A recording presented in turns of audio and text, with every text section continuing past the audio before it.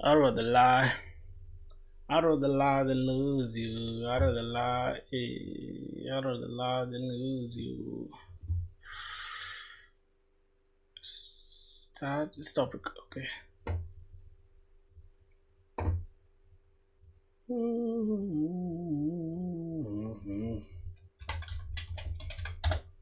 Cause what I know, soon somebody will make it home.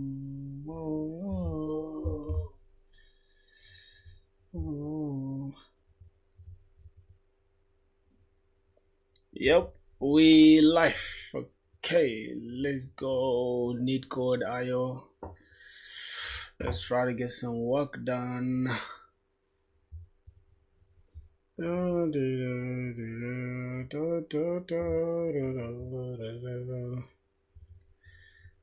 I don't know, so somebody will make it home. I'll be on my own. Okay, the video looks cool. It looks cleaner.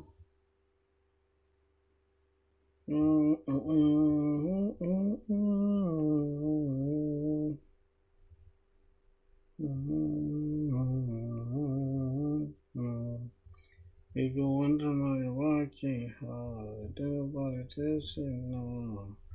But I can tell you, shit is getting crazy. I can work around it. No, I'm not a minute. Shit is crazy. It's like Daisy. I can tell you, baby, why you saying lately? I've been walking down on the block, see the shit down on the stock. Fuck you, was done on the shit and home. I'm not a rat, but you're not a rat. Hey, got me working a lot. Yeah, that shit went a lot. Yeah.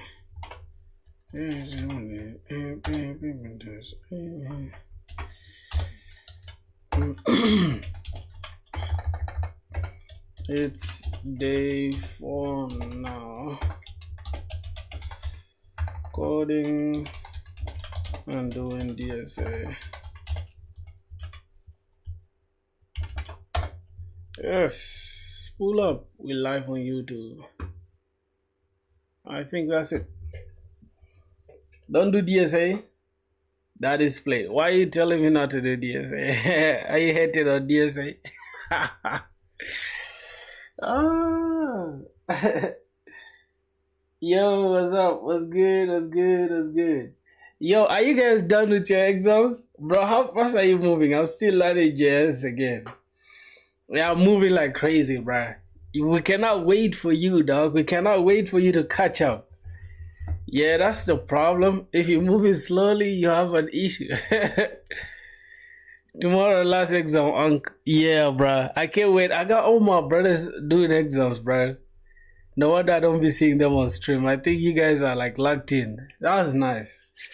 Take care of your future, my boy, and your future will take care of you. You feel what I'm saying? Alright, so yesterday we did group anagrams, and today I'm planning to do the revision. You know, you guys know what's up, right? We do the question, we did the revision today, and then we go ahead. Now, before I can do anything here, right? I want to like pay my dues to GitHub. Obviously, I gotta pay my dues every day to GitHub. Know what I'm saying? I gotta pay my dues to GitHub every single day, my boys. Yeah, I have to like show my presence. Hey, today I came, okay? I said that's it. As you guys can see, my attendance for today is lacking. Bruh, I was so inconsistent, but now I'm back. I'm back consistent. So now let's see. Today, yeah, I think we didn't miss since 14th. No, since let me see. Since 1st December 30. Okay, since 1st December we missed. We didn't miss. 1st December up to 6th we didn't miss. From 7th we missed a lot. We missed like 3 days. But now we're not gonna miss again. We're not planning to miss. So yeah, I'm gonna have to pay my dues today. After doing DSA probably. Yep. So yeah, I think that is it. Now what I'm gonna do, I'm going to open this in incognito so that I can do the revision for that number. Where's the incognito tab? Okay. What's the question? Grouped anagram. Lead code. I think it's going to open it, right? Let's see the answer straight. Calm down, brother. Alright, so yeah, we're not gonna log in. We have to log in to run or submit. Interesting. Alright, I'm gonna have to log in with a very anonymous account because yeah, why not? Yeah, wait, why not? Why not? Let's just log in with GitHub. Oh god, this is a lot of work, man. God damn. Give me a break, boy. I can sign up. Okay, just sign up, man. Just gonna say Bono account. Just gonna say Bono like this. We're just gonna say something like that. Let's see how it looks. Okay, I think this is cool. This password is fine. Yeah, let's just leave it like this. Copy this, paste it here. Just anything really. Goodness. Okay, just give that. Let's go sign up. Yo, username cannot be used, please. What the hell, bruh? Okay, let's just say Beats by Filthy. I think that's okay. Email already registered. Oh god, how many emails do I have? Okay, let's see. It shouldn't be registered already. Yo, what the hell, bro? Alright, bro, this is the last email I'm gonna try. No. Alright, boys. Alright, let's leave this anonymous thing. It's all good though. It's all good. What we're gonna do, I'm just gonna go ahead and mute this entire thing. Because now this is annoying, alright? This is not what I want to do. Okay, fine. Let's just try to do a recap of what happened yesterday. So let's go and try it out, alright? I think it's not going to be easy, but we're just going to try. Let me see this. Something interesting here. So if I click this for a second, alright, you guys can see that I've solved 10 numbers. Which is crazy because I didn't really solve all these 10 numbers. And I've been submitting just non-stop. You can see grouped anagrams. We did it yesterday. Okay. That means, which is this account? Proc Filthy. Okay. That's nice. So, what happened yesterday? We did grouped anagrams. And, from yesterday's stream, we had to take care of this number given an array of strings. Group the anagrams together, you can return the answer in any order. Now we have eat, tea, turn, ate, and nut. Let me just put this mic here so that I can just speak freely.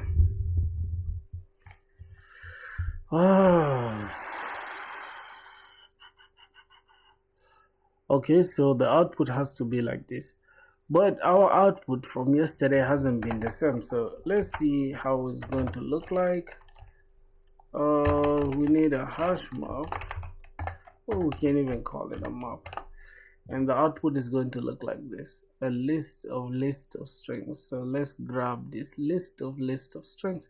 So what's gonna happen inside this hash map? We're gonna have one string that is gonna take care of the key, and then we're gonna have a list. I think it's an array list, right, if I'm not mistaken, and then the type is gonna be strings. Alright, and then we can call this map is equals to new hash map,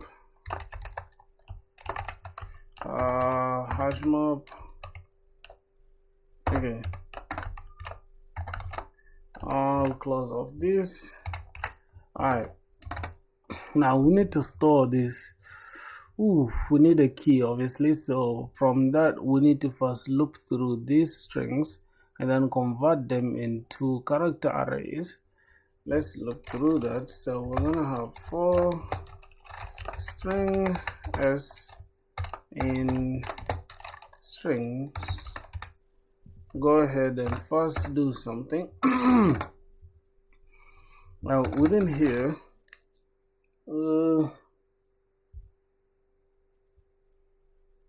Just give me a second. Okay.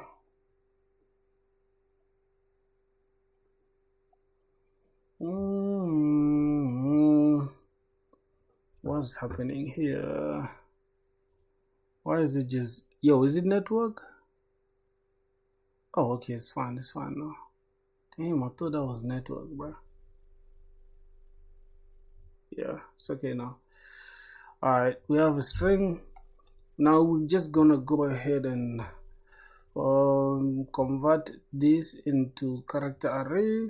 So we're gonna have character array called characters, and then we go ahead and select s dot to character array.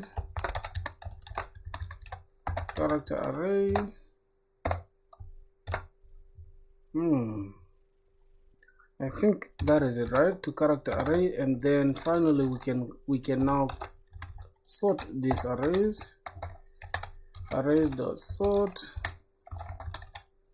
then we pass in the characters, then finally we have a key. So we're gonna have string key is equals to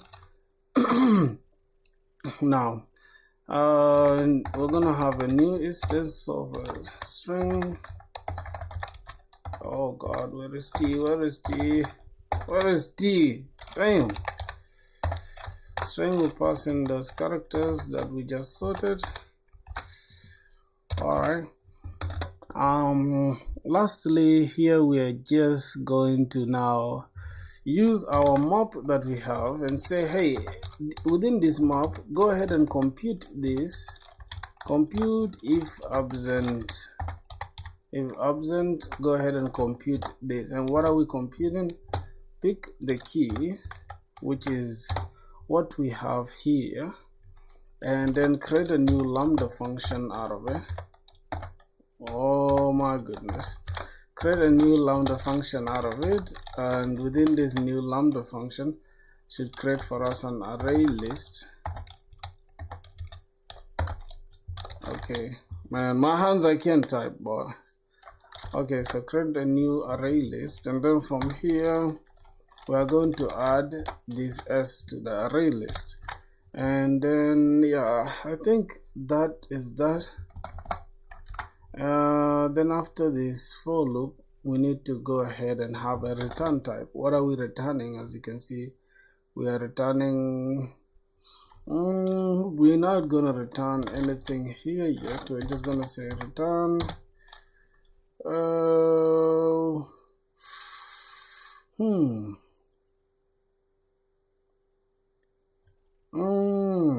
okay, yeah, we're gonna return a new array list. Okay, and then within the array list we are going to have map dot values, and I think that is it. Other than that, that should be the solution. Let's try to run and see. We have a problem here. Okay, this is expected. Okay, I think to character array is something like this.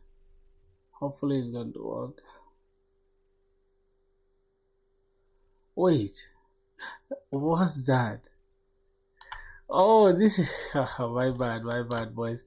This is an equal sign, not alright. Let's go ahead and try it.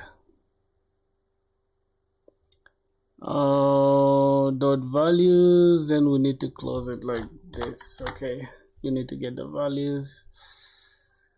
Ooh, yeah, we've gotten it.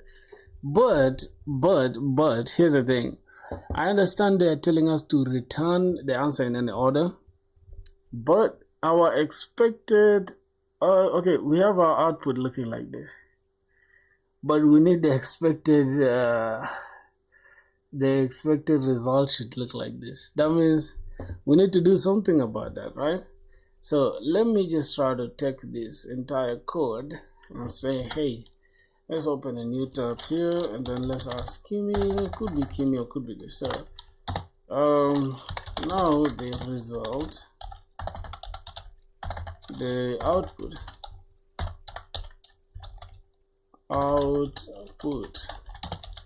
looks like this,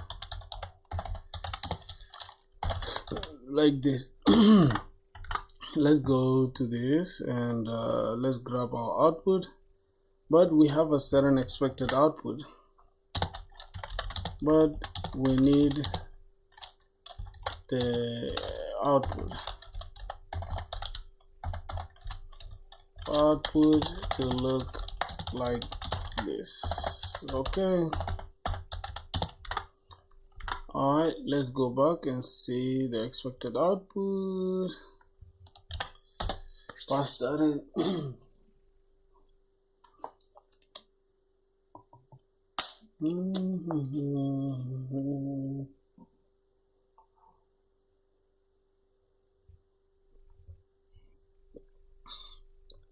The current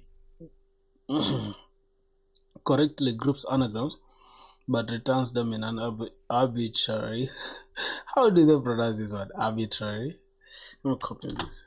Say pronunciation arbitrary.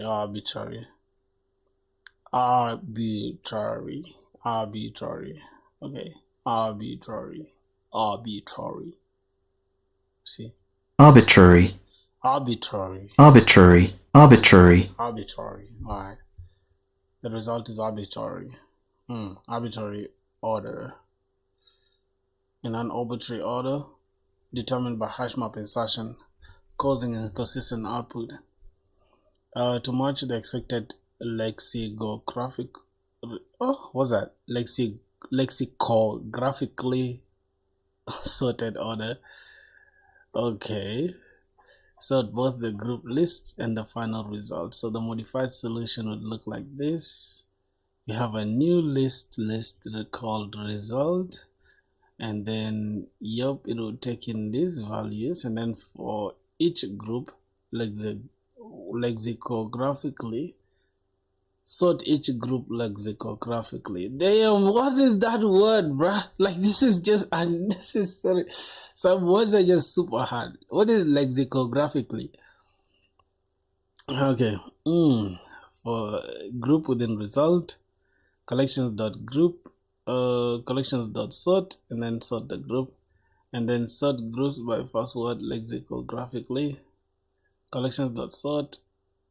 Okay, we have result sorted by the result, and then AB, this is a lambda function. A to get the first character, the first word, compare it to B to get the second word. So compare this A to B, and then make sure we sort the result like that. Oh, that's so unnecessary though. Damn. All right, let's go and see.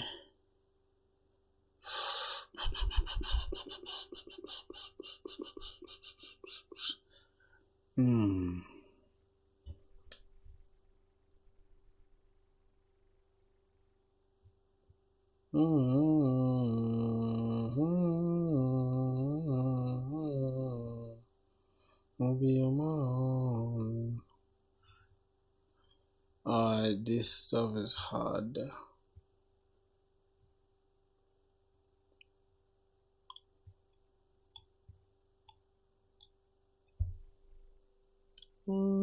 Okay, that's 100. Let's reduce this.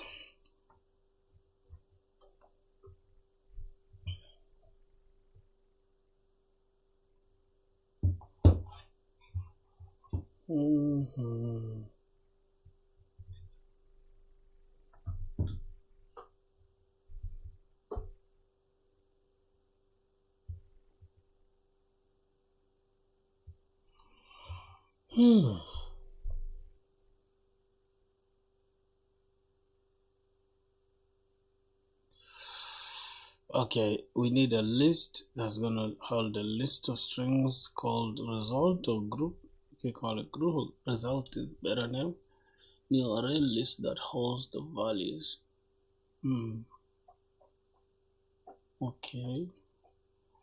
and then for each group lexicographically, sort each group lexicographically. What is this? What is that word?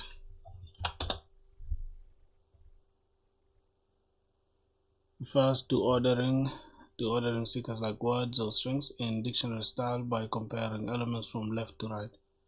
Oh, okay. Alphabetical sorting, but applies to any ordered set such as numbers or tuples. For strings, apples and apricot, apple.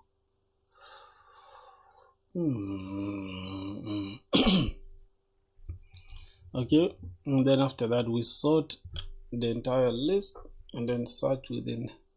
Now sort each group. So wait, we have a result that holds all the values. Now sort each group lexicographically like this. This is a list of strings. Now this is a collection of strings called group, and then look within the result that we have.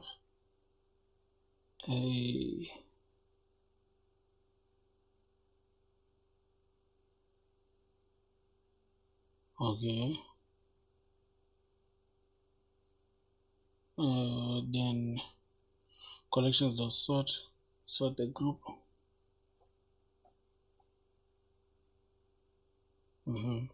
Sort groups are the first word.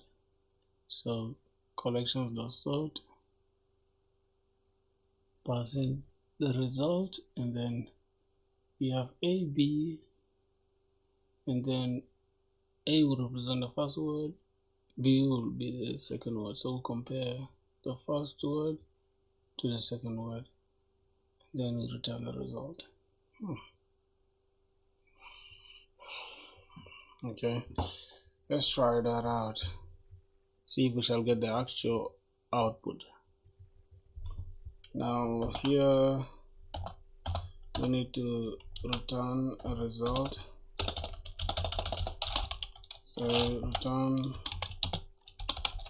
result, but within the result here we have to create a list of strings.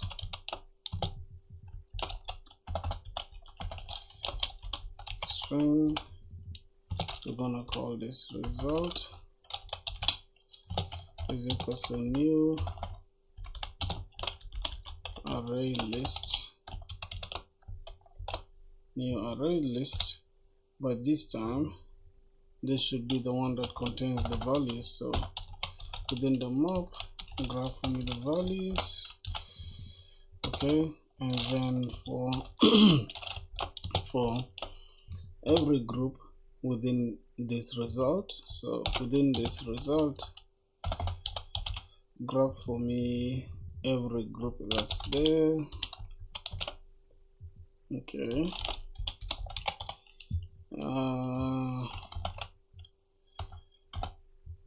every group that's there, call it a group or G, and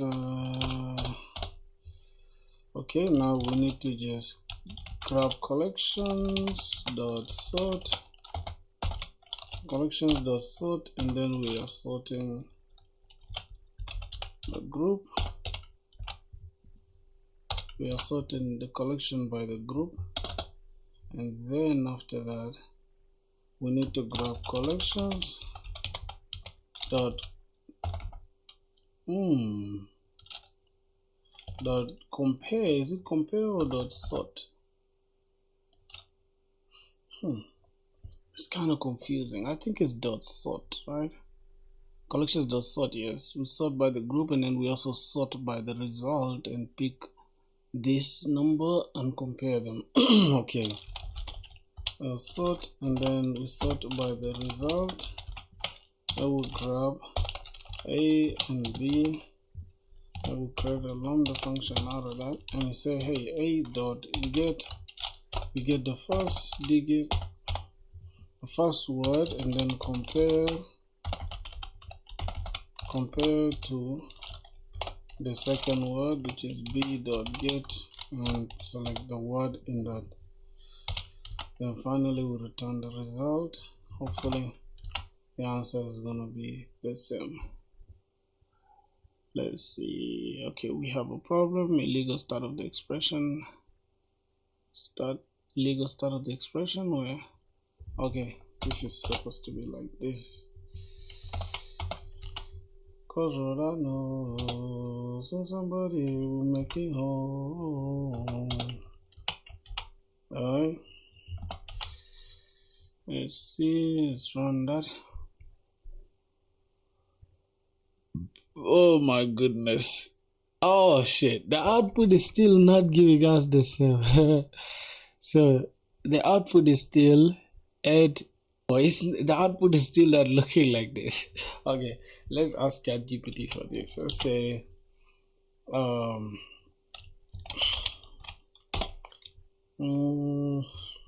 why is the output not the same as the one for lead code for the grouped oh my god, grouped anagram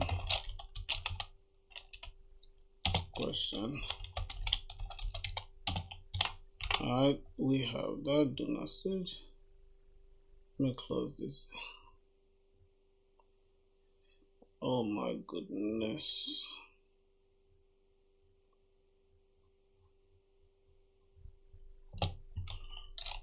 Here is my output.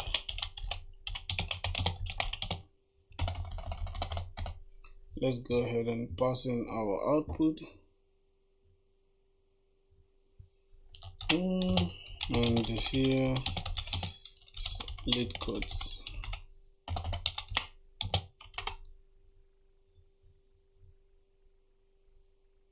Where is lead codes? This one.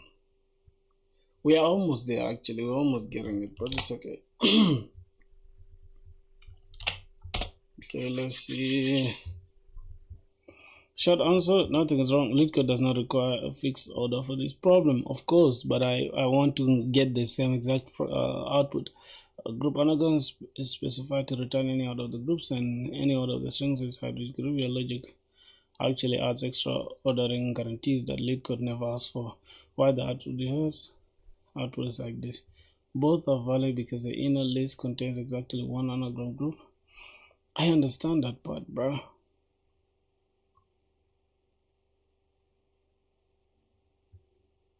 Oh, okay. So there's nothing wrong with returning it in any order.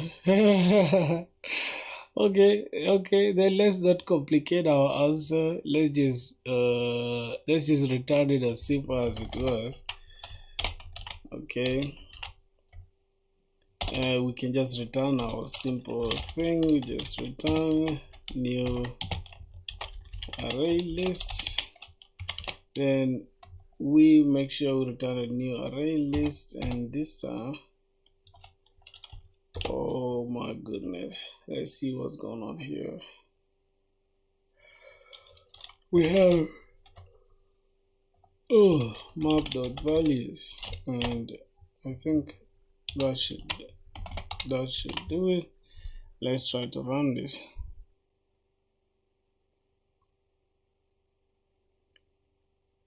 Okay, let's submit this. Yep, this is correct. This is correct, but yeah, although we haven't gotten the exact, how do I call it, the exact order, that doesn't matter. So that's nice. That means we passed the stuff and we did the revision on it, which is nice. Now what's the let me open this, unmute this, and call this optimal solution.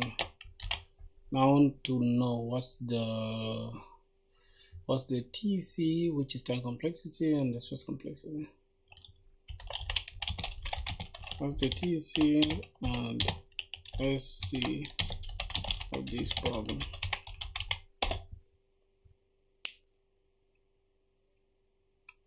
big without symbols is astrology. So n is equal to number of strings, k is the average length of a string.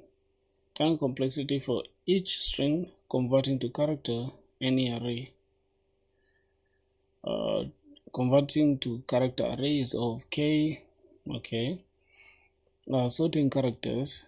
Sorting is O of n log n, I know that. So if we are sorting characters and character arrays, we're using k for that, which is the average length of a string. Then we're going to have O of k log k, and then hash map operation, put slash get.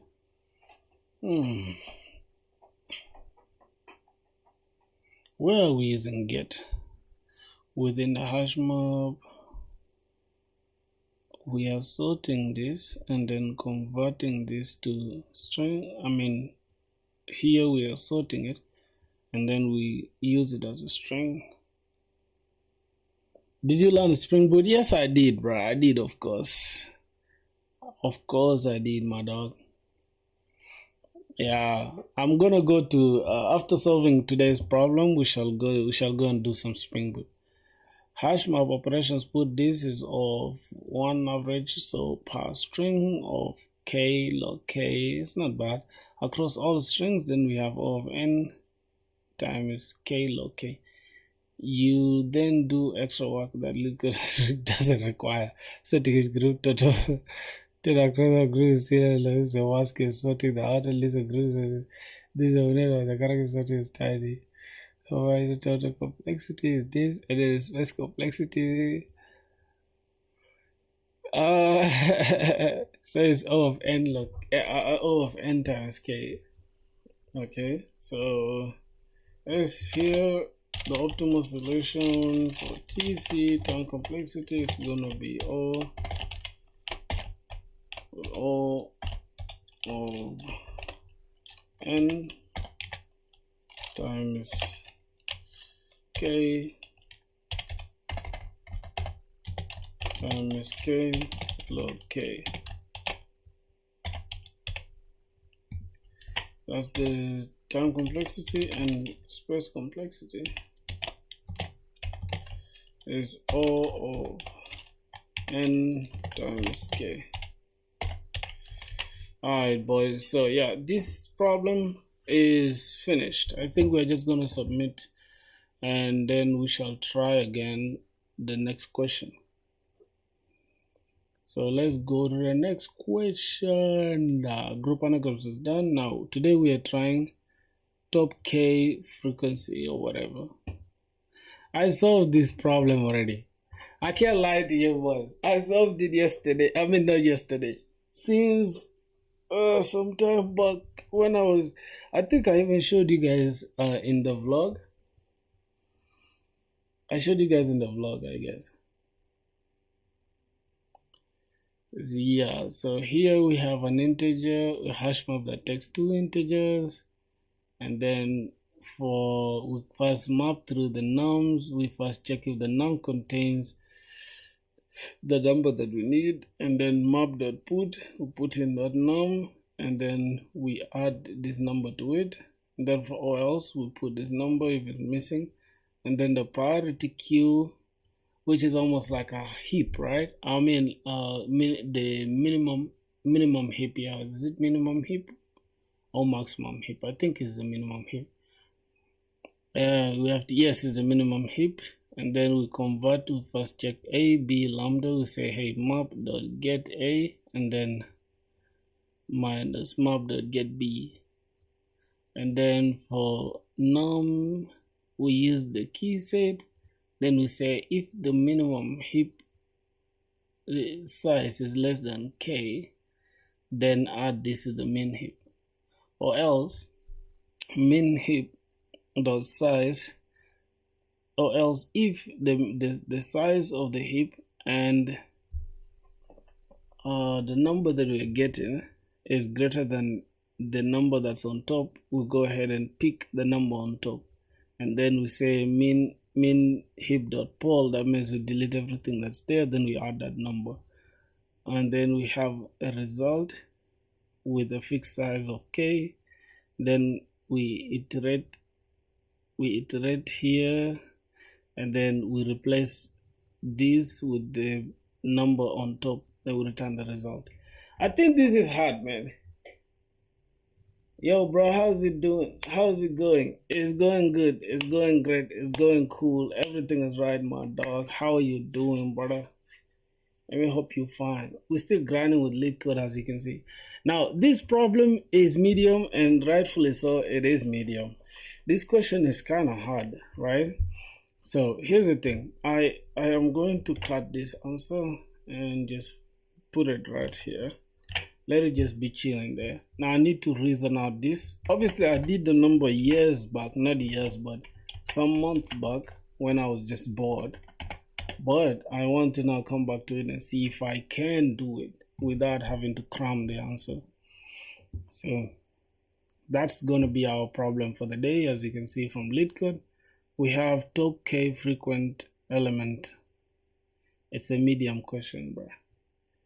I'm building a blog site, but I'm really not sure how to get started. Like, you know, I'm not into web programming. Got any recommendation for tech stack? I think a blog site, I think I built one already, right? Also, it is a way like can export my notes to the site. Oh, then you can use Next.js, yes. Like you can use Next.js for that for sure. I feel like you can use Next.js for that.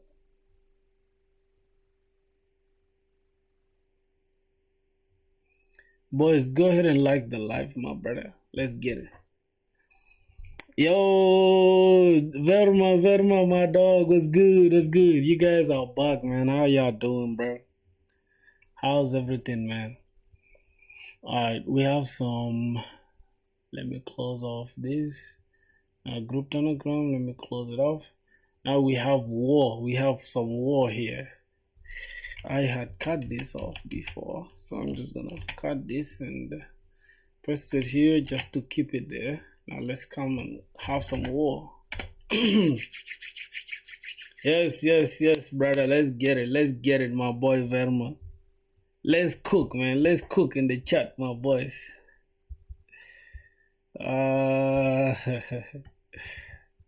We're cooking. We are cooking. Oh my god. So, we have given an integer array nums and an integer k. Return the k most frequent element. You may return the answer in any order. Do you know anything about Streamlit? No. I'm gonna make a chatbot using Streamlit for an event. Speaking of event, I think tomorrow I'll be going for some tech event. I don't know if it's a hackathon or whatever. I'll be attending it tomorrow.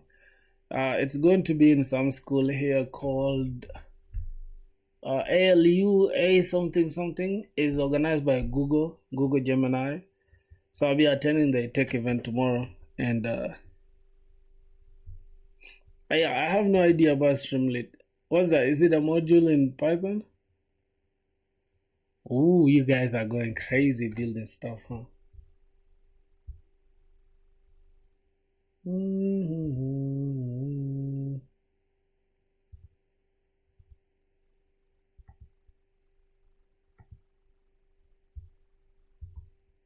Okay.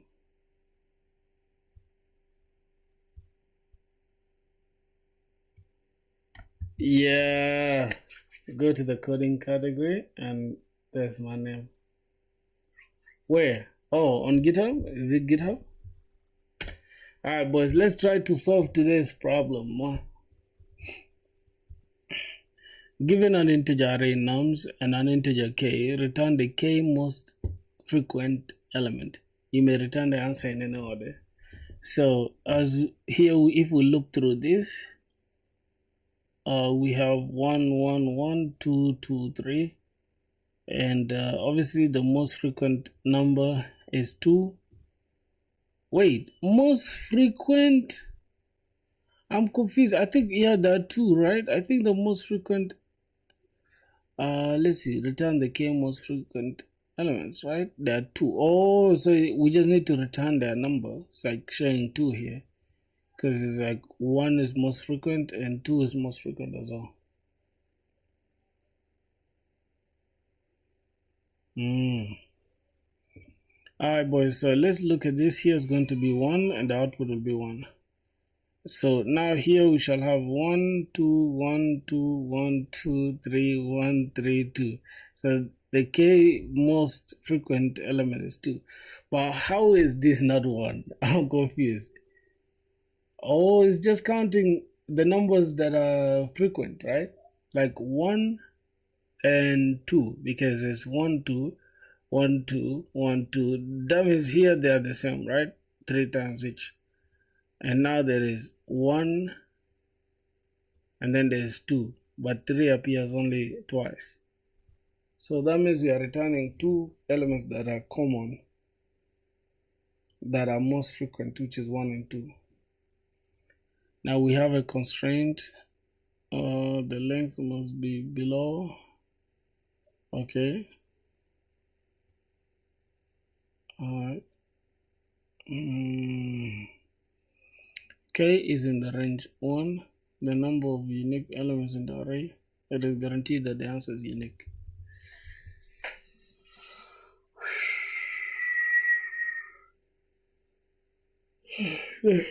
Let me drink some water, boys. I'm actually cooked right now.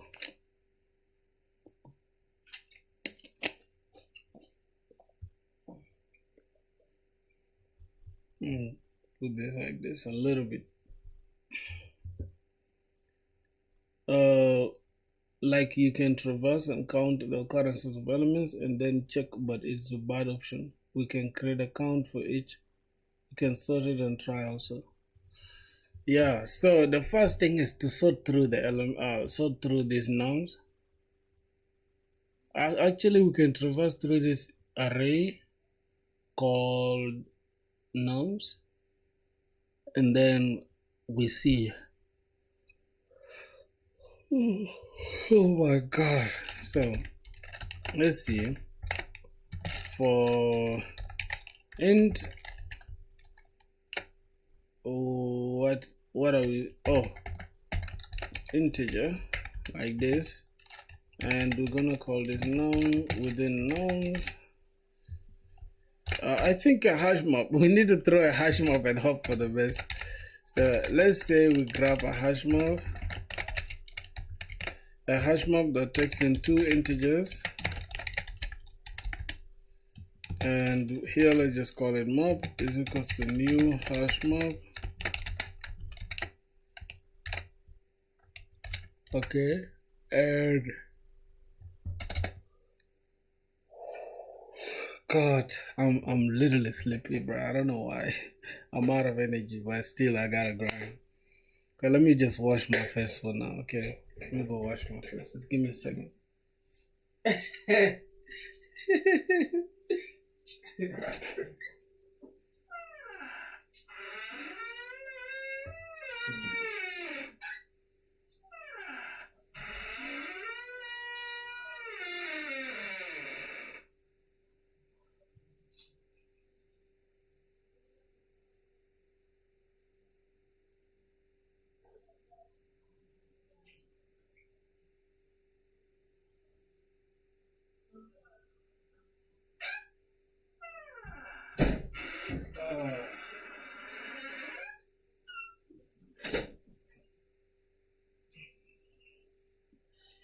Oh my god. Bro is throwing a hash map on everything and hoping for the best. That's what I'm doing. Yeah, that's what I'm gonna be doing, dog. I just have to hope for the best, you know? So I'm now wide awake, dog. I was so sleepy, man. Damn. I was so sleepy, bro. Alright, so now that we have that out of the way, let's go now. So we have an integer.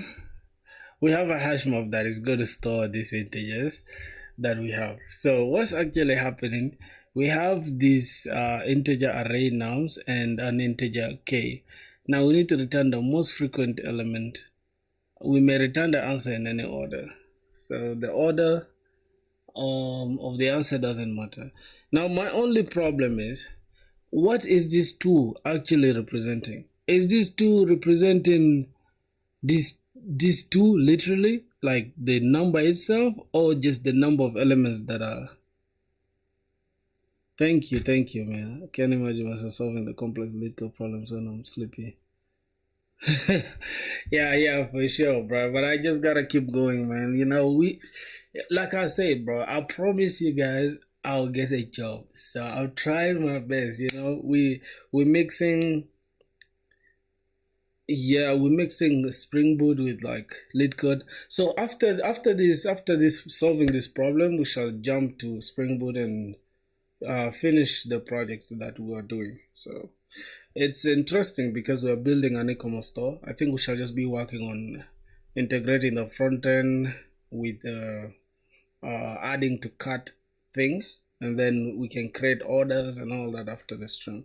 I mean after this part. So let's just keep going. Now, your answer was 2 or more occurrence of an element, I guess. You can see return the kth most frequent element. Elements. Oh, okay, elements. That means we have to search for, let's say if 1 appears 3 times and 2 appears 2 times, we consider those ones, and then we just pick 1 out of those, right?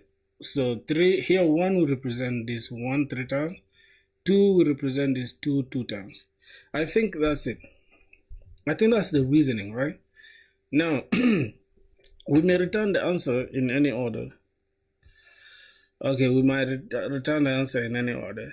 Now, in a brute force way, right? Let me try to think. Like, boys, give me a second to literally think deep about this question. Okay? Let's not rush into a hash map and all that. Let's just think about a brute force method first. How we can solve this. We may return the answer in any order. So now, what do we have? We have an integer array nouns, which is this one. And also we have k here, and an integer called k. We need to return k most frequent element. So we just need to search through this array and then check for the number of times each character appears, or I mean each number appears, each integer. Should that be our brute force? Like if we think about it, if we traverse through this array, let's say we look through this and we check for the values and then compare. Let's say 2 for loops, that the first loop will check oh my god, this is kind of hard if you ask me, bro. This thing is, why are they calling it medium? This stuff is hard, dog. So here, let's try. We first need a list, right? What's happening here? Yep, we need a list. Let's say we return new array list, not array list. Oh, we just need a new list that is going to contain, what are we returning actually? An integer array that is going to contain values 1 and 2. Oh, not an empty one. We need values, bruh. Which is going to be the most frequent. Ha ha ha. Boys, my brain is cooked. My brain is cooked, bro. I can't even think straight. So if we look through this, okay, what happens? While we are looping, what should happen now? You guys are not helping me. What's going on with you guys, bro? Come on, bro. Y'all make me crash out. This shit is hard, bro. This problem is hard. I shouldn't be doing this problem when I'm sleeping for it. Oh god. Okay. Let me read it again. Given an integer array nums and an integer k, return the k most frequent element. You may return the answer in any order. Okay. Now this is the only issue that's giving me. Now we need to, let me try to look through this. That's what I'm doing right now. And how do we know the position of elements? So how do we, let me see how,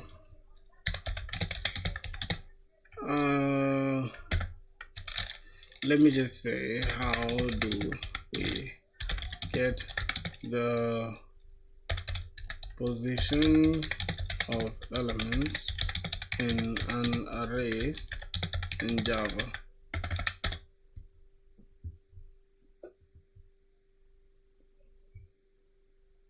Zero indexed, so positions range from 0 to this. So this is how we look for this.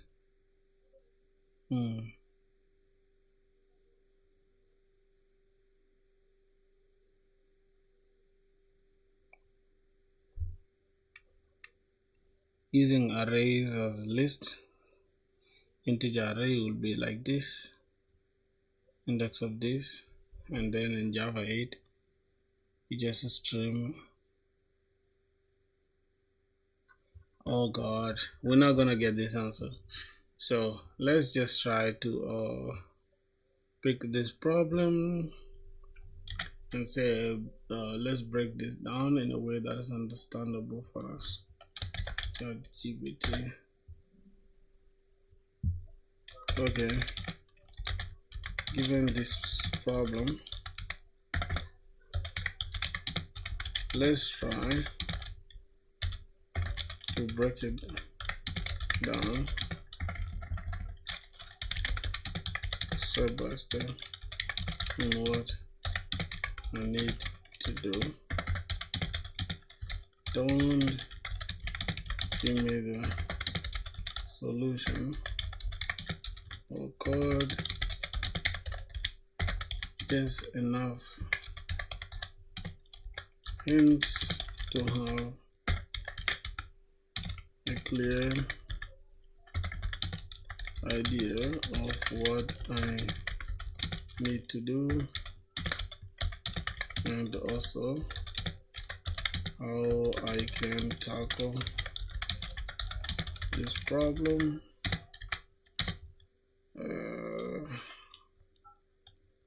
And help me understand.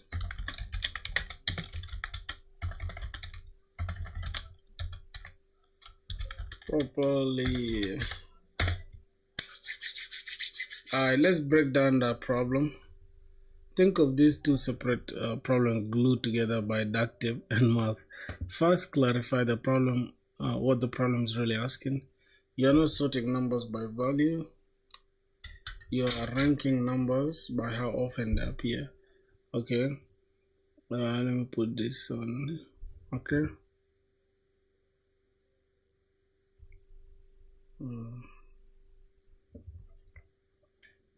You are not sorting numbers by value. You are ranking numbers by how often they appear. So we are not sorting numbers by value.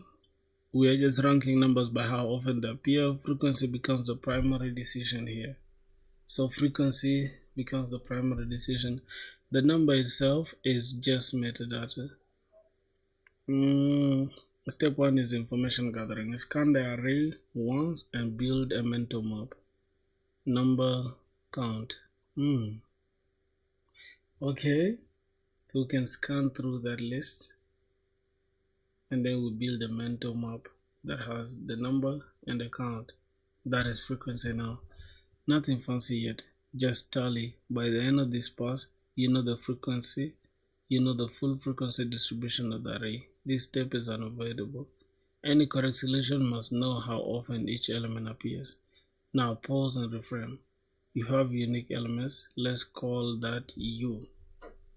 Of them, okay, you have unique elements. Let's call that U. Of them, each with a frequency. The task becomes, from the U items, select the top K by frequency. Oh God, this is now confusing me. Where did you come from now? We pause and reframe. You have unique elements. So step one is information gathering. We scan the array once and build a mental map. So now after building that mental map, we leave it there. Nothing fancy yet. Just tally. By the end of this pass, you will know the frequency, full frequency distribution of the array. Okay. This step is unavoidable. Any correct solution must know how often each element appears correct. So we need to first loop through, right? And we are going to use a hash map where we need to keep a number and then the count. So both of them are going to be integers. All right. Now pause and reframe. You have unique elements. Let's call that u of them. Each with a frequency. The task becomes from the u items, select the top k by the frequency.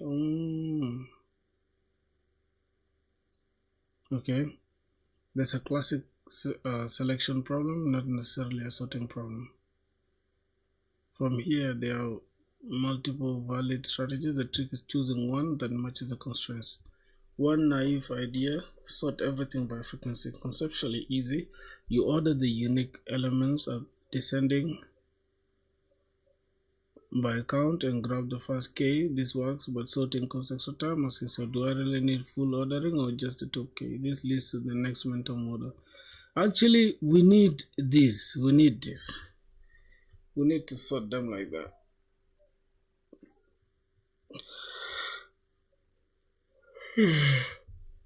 So let's do the naive approach first, okay? Saying the naive approach is easy. What should happen?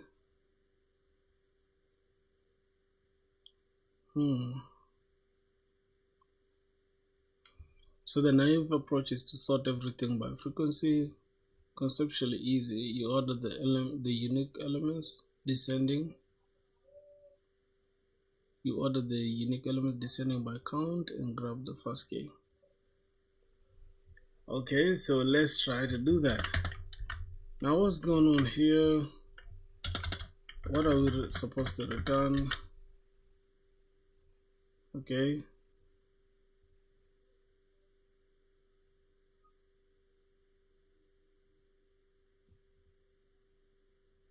Okay.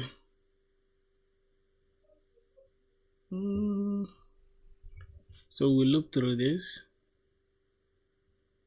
In descending, did you say in descending?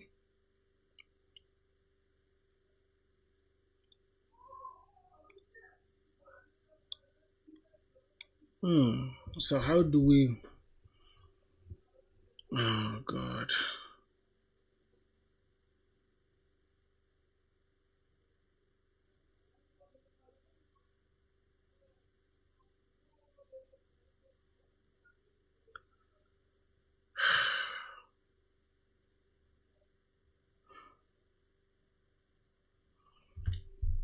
Sort everything by frequency. Conceptually, you order the unique elements descending by count and grab the first k.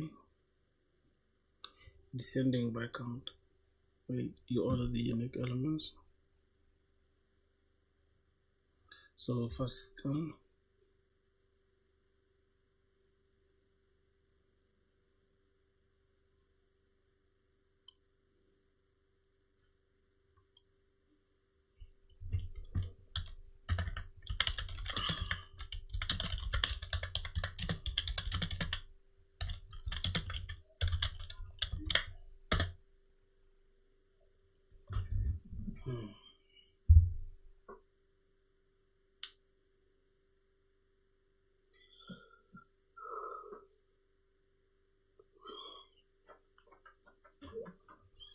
The naive approach is the brute force but civilized way to think about this problem. Nothing clever yet, just doing exactly what the problem was. If it's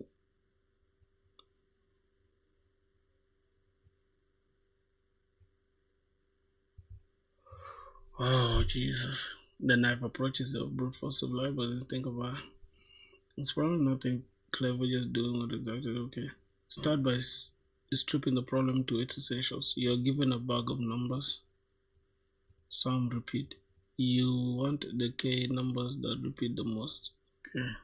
Okay. So the first thing your brain should insist on is I need counts. There's no way around this. You walk through the array once and keep a running tally of how many times each number appears. Conceptually, you know you have something like number frequency. At this point, the original array is no longer important. All the useful information lives in this frequency table. Now comes the naive part. You take all the unique numbers and line them up based on their frequencies. This means you transform a frequency map into a list of number frequency pairs and then sort that list by the frequency, typically in descending order.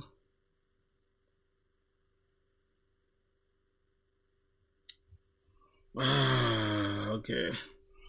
So now what are we gonna do? Once sorted, the rest is trivia.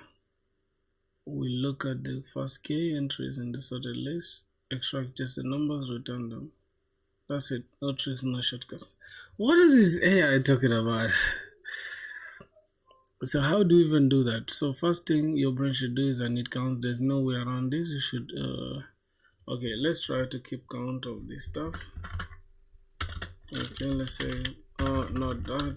We have integer. We have an integer here called count. Count is equals to new int, and that is it. Now what's happening here?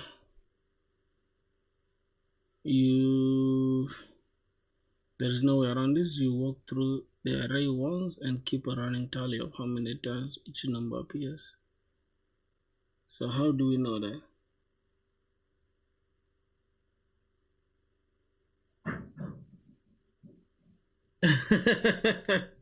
Real life examples is confusing, right? I'm even 10 times confused right now. So let's see. Here's the thing. I'm trying to avoid myself from getting the actual answer itself. I don't want to get the actual answer. That's what I'm trying to do. You understand? It's easier getting the answer, but I want my brain to reason it out. Yeah, with the help of AI, obviously. So I need counts. Now there is no way around this. You walk through the array once and keep a running tally of how many times each number appears. Conceptually, you have something like number and the frequency. So now what's happening is the only way we can keep track of the number and the frequency, it's when we use a hash map or hash set. I think no, a hash set numbers don't repeat, right? It only keeps unique numbers. What's the best way to store a number and a frequency in Java? Let's see.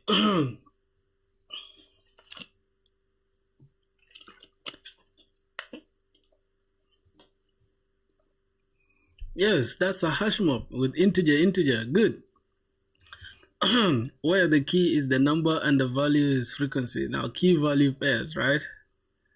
And then we can just loop through it like this. Say frequency dot put the number, and then frequency map dot get or default to the number. It could be number or is 0 by default, and then we add 1 to it. Okay, yeah. Now I'm kind of getting it, right? Oh god, bruh. Let's see. Where the key is a number and the value is its frequency. This approach offers all of one average time, insertion, and lookup, making it ideal for dynamic counting and algorithms like frequency maps or tools and problems you've worked on. Now this stuff is doing too much. I didn't ask for all that, but it's all good. Now I just need to understand something, right? For constraint ranges, is use an array like int frequency equals a new int with this constraint, okay, with frequencies plus plus for the access without hashing overhead. Okay, accessing the frequencies via map.get number or iterate entries with for map.this whatever. So frequency map.get number. Now here we are looping through this num in numbers, and then we make sure we put this number, and then we get this. Now I need to understand, okay, where is num coming from, and why do we say dot get or default?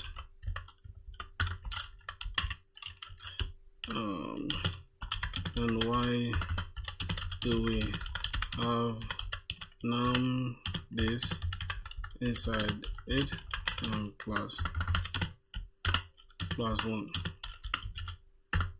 Explain thoroughly. Oh god, bro, I cannot type. Oh damn. Oh, I'm about to crash out. So num comes from the enhanced for loop. Okay, I know that, which iterates over each element in an array list, in an array or list called numbers. Okay, now each num is one number from that collection pulled out one by one. Now we have get or default num 0 checks the hash map for the key num. If found, it graphs the current frequency, say 2. If it's not, then it uses 0 as a starting count. Adding +1 then increments it to 1 first time or 3 next time before storing back with put. Now without this, you write int count is equals to frequency num, and then frequency of this num is equals to count is equals to null, or this is count, and then all right.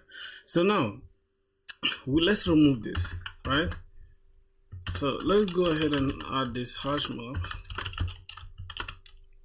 that is going to store the count integer and its frequency, which is also going to be an integer, right? If I'm not mistaken.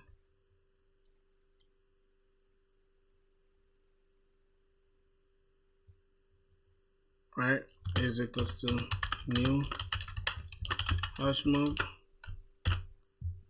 and that's basically it. Now from there we need to loop through. Let's loop through this say int num within nums. We need to go ahead and grab that frequency. Okay, then we say, hey, give us map.put. Now what's going on here first? Let's see, for this and that we need to have an if statement. Oh jeez, so what's happening? Let's see. Matter of fact, if we do this, we don't have to use the if statement though.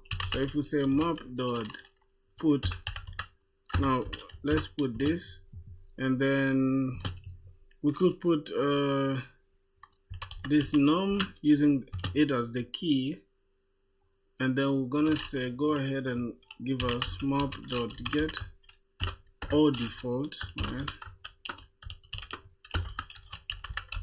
Or default, it could be, if the number is there, grab it for us, or else resort to 1 and then increment it.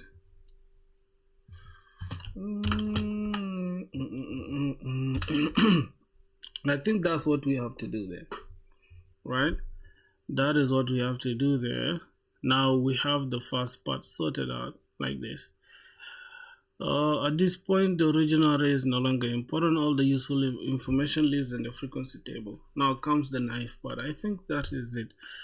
We have dot put, and we'll put them up, or then we'll get a default, or else we'll increment it. Alright, that makes sense. Now let's go back here and say, at this point the original array is no longer important, only useful information lives in this frequency table. Now comes the naive part. You take all the unique numbers and line them up based on their frequencies. So this means you transform your frequency map into a list of number and frequency pairs, and then sort that list by frequency, typically in descending order. Oh, so how are we gonna do that? That means we have to again loop through our list, right? I mean, we have to loop through what we already have. You take all the unique numbers and line them up based on their frequencies. So how do we know which number is unique from here now? Because here we've now added these numbers with their frequencies, right? We are storing the number and the frequency, which are key value pairs. Now,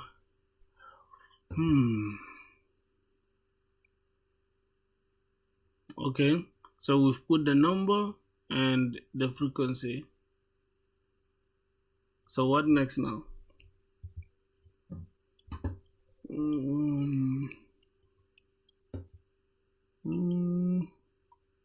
We take all the unique numbers and line them up based on their frequencies. This means we transform your frequency map into a list of number frequency pairs and then sort that list by frequency, typically in descending order. This is naive because you do more work than strictly necessary. You're fully ordering everything, even though the problem only cares about the top k. Once sorted, the rest is trivial. Look at the first k entries in the sorted list.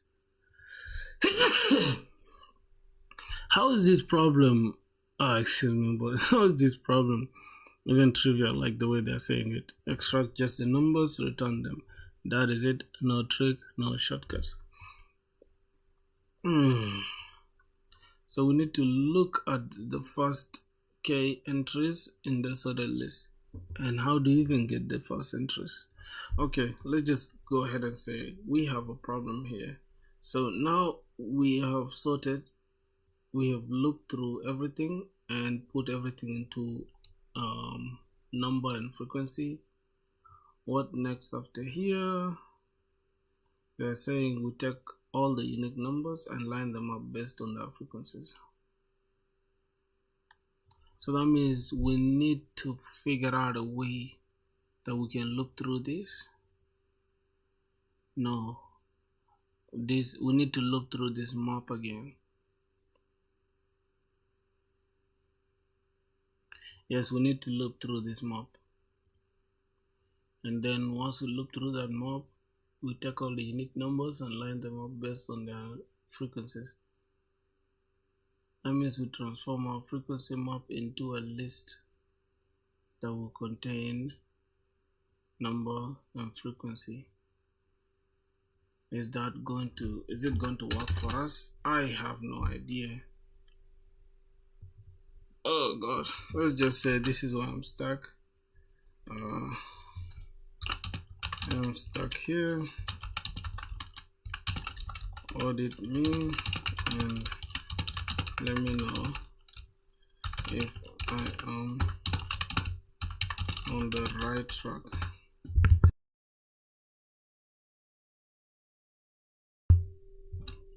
On the right track, and if not,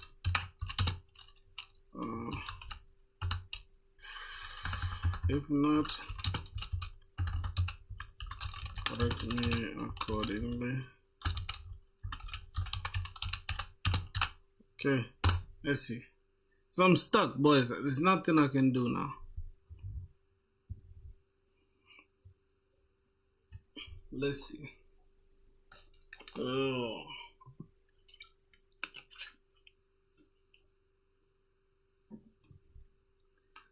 This is exactly where a correct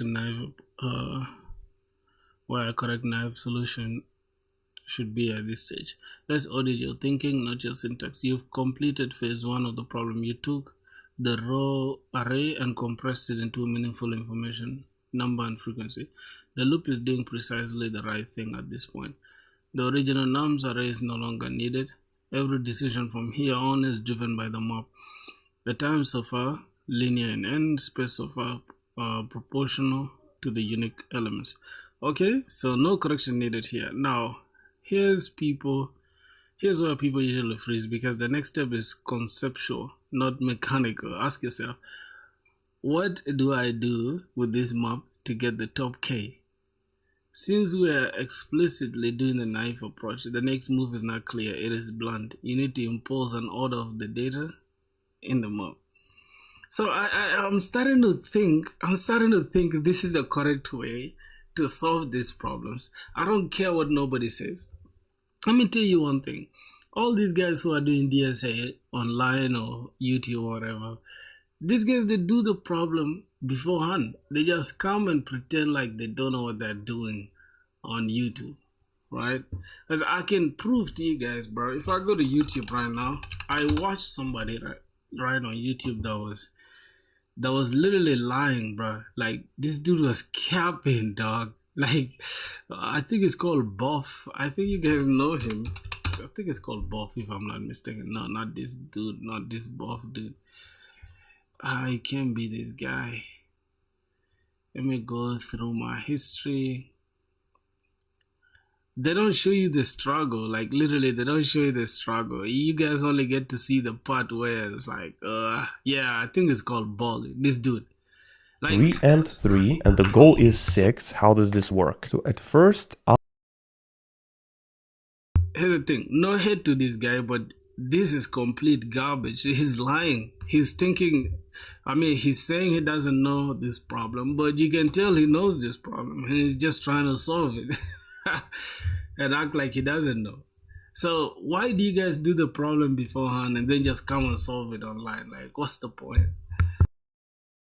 We want to see the struggle, and that's what I'm trying to show on my streams as well.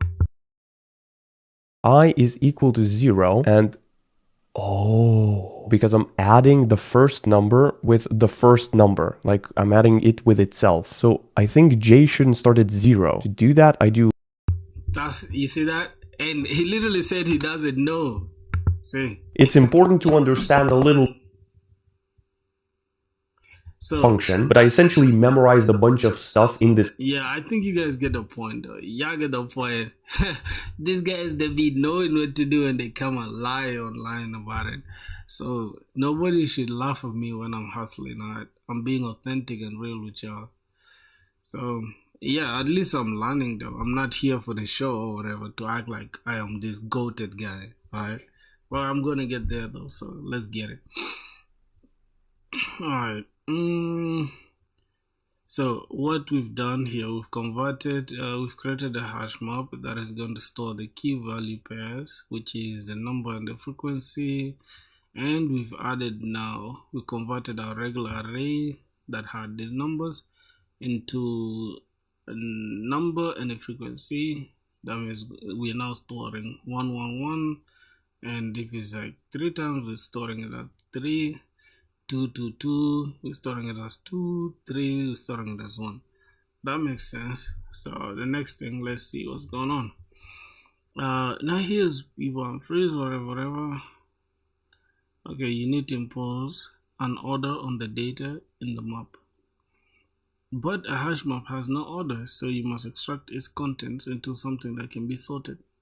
A hash map has no order. See, that's something I'm learning now. We need to extract its content, and remember we had used something about map.values at some point to extract the values. Are you sure that is it? I don't know. Let's continue going. Treat each number. Okay, when we say dot values, it will only select this number and leave out the frequency, right? So wait, key value pairs, right? Key value pairs, number, frequency, pair as a sortable object. Collect all of them into a list-like structure. Decide the sorting rule, frequency descending. So how do you now treat each number frequency pair as a sortable object? Now let me ask, how do we create a sortable object?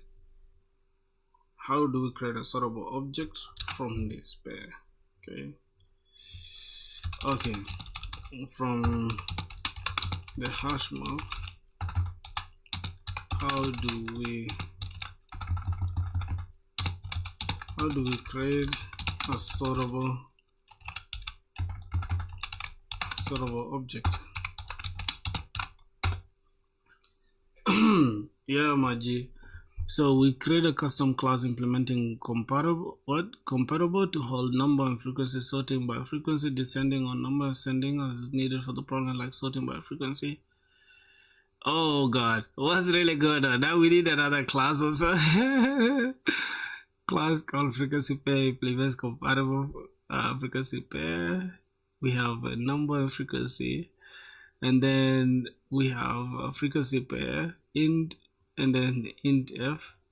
So number, okay, well, this is a constructor which implements this. Okay, that makes sense. And then for every number we represent it with n, for every frequency represented as f. Then we override this comparable. Then we have int compare to frequency pair. What the hell is this? Return other dot frequency, this dot frequency. I don't know if we are going right on this. I'm thinking we're just complicating the entire problem, right? That's what I'm getting. But let's see. Collect all of them into a list-like structure, and then we decide the sorting rule. Okay, so let's try to understand what's going on here. We have a class that implements comparable, and then it takes in this as the parameter. Well, I don't understand that. I understand this part though, but not this entire thing here. Why do we have this again as a parameter? I don't know. Now we convert hash map to a sortable list. Or we use a priority queue. Now we need to convert the hash map to a sortable list. Then list pairs is near array list for map.entry integer. Yeah, this is a lot of work. So we just use a priority queue. Use a priority queue for heap based top k frequency. What? This is a question. Oh God. Alright, boys, I think I've failed this problem. I can't lie to you guys. I have failed. Okay. Go ahead and give me the solution. Give me the naive approach.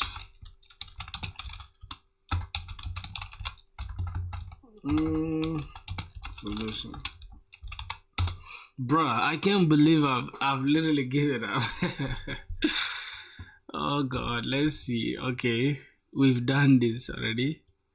Step 1, and then we have a list. Convert map entries to a list so we can sort. So list and then map. Okay, the entries that are going within this map is that the point. Map dot entry.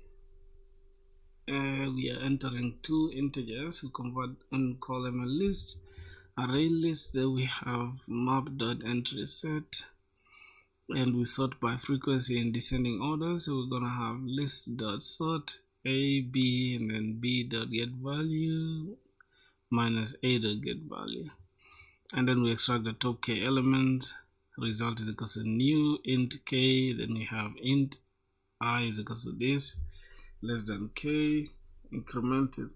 Then we replace this result with list.getI.getKey. Okay, now why this is the naive approach? You're counting everything, inserting everything. You take the first k, nothing is skipped, nothing is optimized. So the end result is going to give us O of n plus u log u.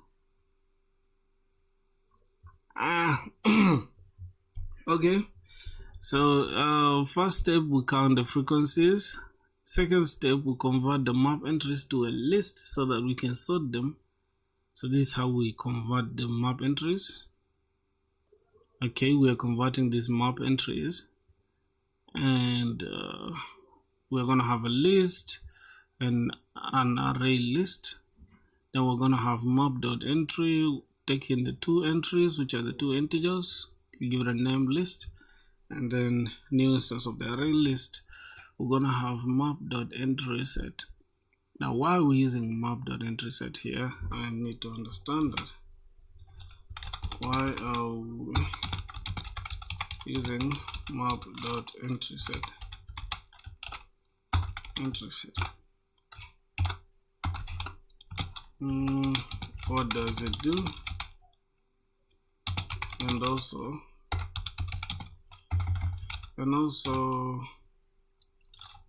how is the sorting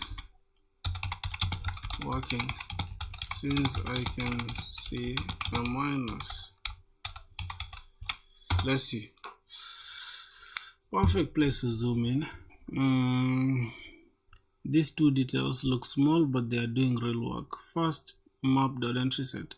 A hash map stores data as key value. Okay, and in your case, number frequency, you can't sort a hash map directly because it has no order and no index, so you need a view of its content so that you can iterate over and sort. Then we're gonna have map.entry set. It gives exactly that, a set of map.entry, okay, key value objects where entry is one key value pair. Think of map.entry as a tiny object with two getters: get key, get value. Okay, so when you write a new array list like this, you're saying take every number frequency pair from the map and put them into a list. So that's the only way we do it. And then the second, the sorting and the mysterious minus. The line is this entire sorting logic. This line is the entire sorting logic. Okay, now what's happening conceptually? A and B are two map.entry integer these objects. Okay. A.getValue and B.getValue are their frequencies. Wait a minute. So A and B are the entries, and then A.getValue. Key value pairs. The lambda is a comparator. It tells Java how to order two elements. Okay. This lambda function. Okay, fine. Returns a negative number. Comparator rule refresher. This is critical. Return a negative number. A comes before B. Return 0. Order doesn't matter. Returns positive number. A comes after B. Now look at the subtraction. B minus A. That means A comes before B, right? If we're returning a negative number. If B has a higher frequency than A, result is positive. Java puts B before A. Higher frequencies move forward the front. Okay. If you flipped A.this, you would get ascending over instead. Minuses and magic is just a compact way of encoding comparison logic. Okay, now what if we return positive? What if we return ascending? Why are we choosing descending? Yep, we gotta ask some critical questions. Good instinct. Okay, instinct. This question cuts straight to what the problem is optimizing for. The problem says return k, the most frequent element. That phrase quietly implies an ordering decision. After sorting, you're going to do this mental operation. Give me the first k things. So the real question becomes, what do I want to be at the front of the list? If you sort descending by the frequency, the list looks like highest frequency, lowest frequency. Now take the first k means take the k most frequent. Now this matches the problem statement perfectly and keeps the extraction step trivial. Alright boys, enough of the reading part. Now let's try to go and do the needful. So as you can see, we have this hash map that is going to be storing the key value pairs. Key value pairs. Alright, and here we just map through, okay, or we loop and store the key value pairs within the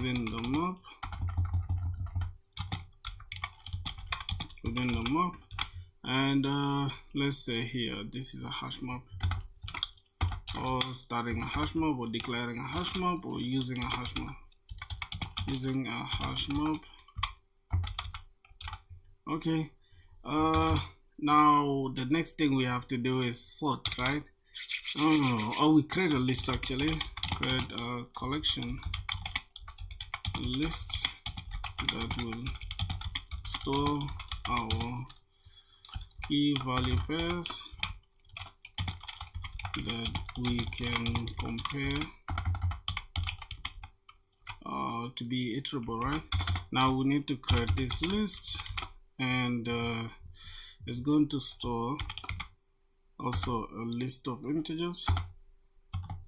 We have this list, and it's going to take in the entries, right? So we're just going to call this list. We're starting a new array list. We have a new array list. All right, and here we're going to take the map.keyset.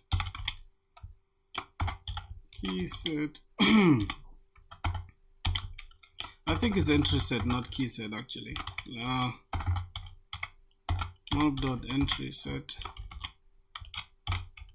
I don't think this is the correct entry set thing.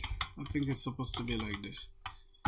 Okay, entry set, and then here we are supposed to take the map.entry map.entry, and we are taking an integer and an integer as well, which is a key value pairs. All right, we have a list map here, and then we have this list. Finally, we can sort the list in an ascending, in a descending order. Okay, in a descending order. Now let's begin the work, right? So we get list dot sort, and then we grab the first one. We're gonna say A and B, which are the keys themselves, and then we have a lambda function that is going to take the first element dot get value. We get that value, then we subtract this one dot get value as well to create it in ascending order. I think that is gonna be that, and then finally we just return them. Yeah, I think that is just it, right? Now we need to create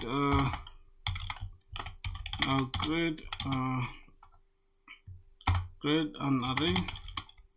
Oh, we need to create the k element, I think, to create the kth element. So let's go ahead and say int.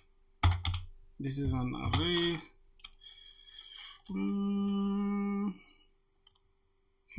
Okay, yep, we're gonna have a result, actually, a result that is going to store, let's call this new int, and by default we're going to have a fixed size of k, and then we can now loop through this. We say int starting from I is equals to 0, then I is less than k, and then we increment I over time, and then we say result in position, first position, go ahead and replace it with I call this result. Okay, now I need to replace this with K, if I'm not mistaken. And then we just return the answer, right? And we just go ahead and return the result.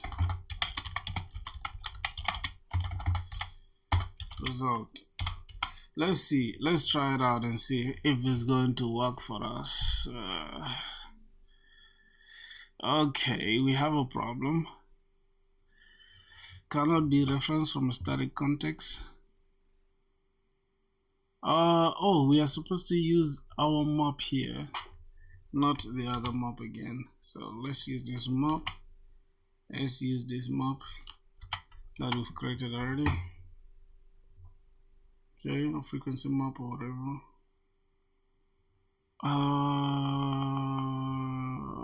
Gosh, I think it's entries, if I'm not mistaken. Entries like this. Entries. Let's try one more time. Let's see. Oh Jesus.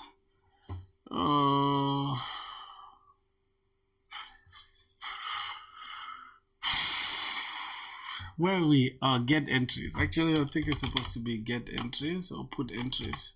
I don't know. I'm not sure. Let's see. Get entries. Let's try it again.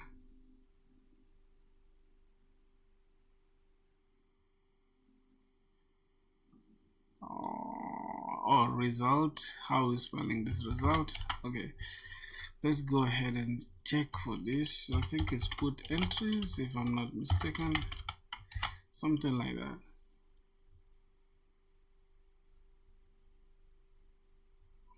Okay. Let's just look for how do we put these entries. Let me have a look at the entries thing. Okay, the entries is like map.entry. We have this. Okay, it's not entries, it's just entry. But that's what we did, right? Oh, actually this map is supposed to remain the way it is. Map.entry like this. And the other one remains the way it is. So I think this is correct. Oh, we have a few wrong cases. I don't know why this case has passed. Oh, we are putting K as K, but this gave us 2 rather than 1. And this also gave us 2 rather than 1 as well. Jeez. So what are we left with now to correct this entire problem? I think let me see. Result is equals to new K, and then int I this is less than K, increment that, so result within this is equals to K, return result. I don't know why that is failing, but that could okay. Oh, we need to return the list.getI.getKey. So that's the problem. Okay, that's the problem. So here we need to return our list.get, I think it's value, right? Or it's get I don't know. I think it's get value in position I, then we get key.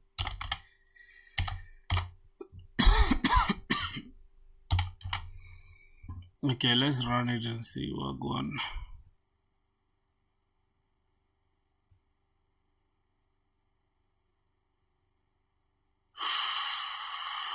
on.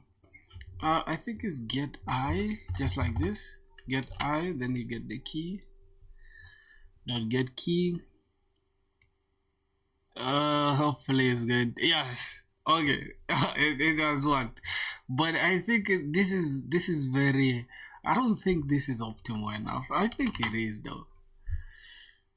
Is it going to pass for us? This can work. Okay. So list.getI.getKey. Why are we not using the value? Let's ask here a question. Why are we not using why are we not using, let me paste this, what is that here? Why are we not using why not list dot get value I dot get key, just like for the sort. Let's see, let's ask a realistic question. This is really a good question because it exposes the difference between what the list contains and what the comparator sees. Short answer, list.getValue does not exist because list is not a map, it is a list of entries. Now let's unpack it properly. You created it like this conceptually, map.entry. So each element in a list is a map.entry. That means list.get I returns one map entry. That entry has get value, the number, and get value, or get key, which is the key, and then get value, which is the frequency. All right. So which one are we using? We are comparing the frequencies using their value. All right, now I understand. You see that, boys? So here we are sorting and we are only comparing the frequencies. That means we sort by the frequencies, and we'll make sure only we are sorting in descending order, sorting the list in descending order. And when we are looking for this k element, we just need to come here and say int result is equals to new array containing this int. Okay, and we look through this and we make sure we have the position. If result in the first position here, we say is equals to list.get I rather than get key. We are getting the key here rather than getting value. So in the first position within the list, make sure you get that key that is there and then change it to be equal to the result. Yeah. Let's try to submit this problem. Let's see how it's gonna do. Hey, it has been accepted, bruh. It is what it is.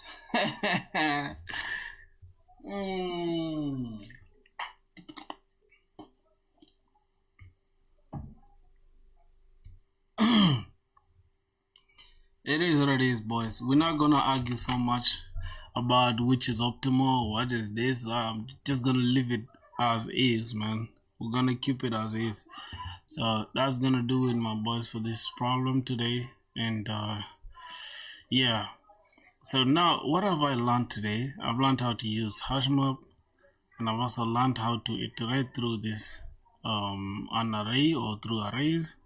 And how do we put these numbers? We are putting this number here as the key within the hash map, and then here, as you can see, we are using this as the key num, and then we are getting the number if it exists, and if it doesn't exist, then go ahead and use 0 and also increment it. And then we go ahead and create an array list. So I know how to create this list now that is going to take the entries now, these entries that we have as the key value pairs.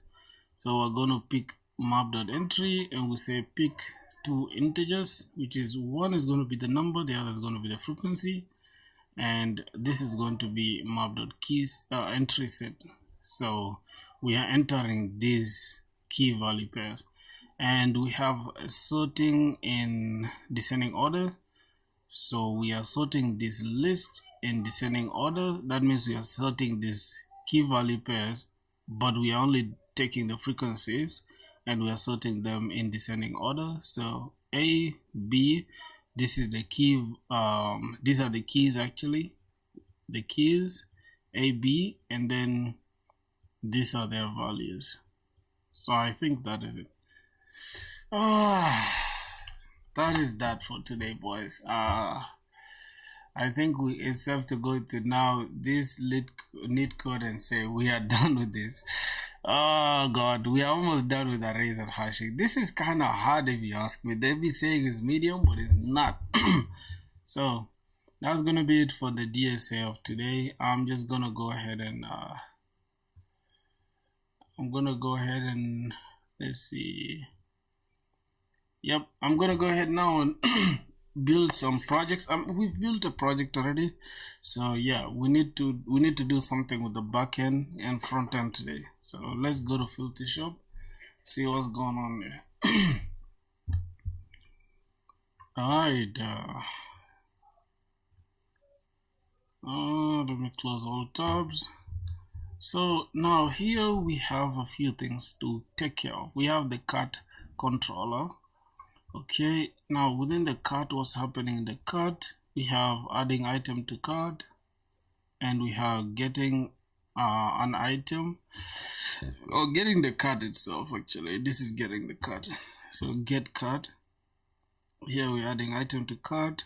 Here we are getting the cart itself, and here we are updating the item. We are removing the item. We're supposed to use this as product ID, not just product like this. I think it's product ID. This is how it should be. Variable should be like this. Product ID. Product ID, passing product ID, passing product ID, product ID, product ID. Okay. Anywhere where we need the product ID, that's how we're gonna use it. And we are going to have some issues within. Let's go to our, I think our cart service. Okay, within a cart service, here we're getting the card items request DTO. We first make sure we have the current user, and we get the ID of the logged in user. User ID because the user dot get ID. Should we use it like that, boys, or just use it like with the style that I just did now? Because now I don't know. I just don't like using it like this with this camel case thing. I don't know. I just don't like it like that.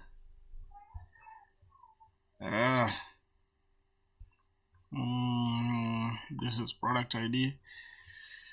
Okay, let's just leave it the way it was, dog. Just leave it the way it was. Rather than changing my entire code base. Okay, so the user has to be authorized before they can add items to cart. Pre-authorized? I don't think this is what we need to do. Because if I need to get the cart, I shouldn't be authenticated. Only maybe when I'm going to do checkout, right? Okay. That is cool. So, boys, let's go ahead and try the cart thing, okay? These are all the controllers that we have. So, let's go and try it. Let's open our front end. Let's see what's going on with our front end.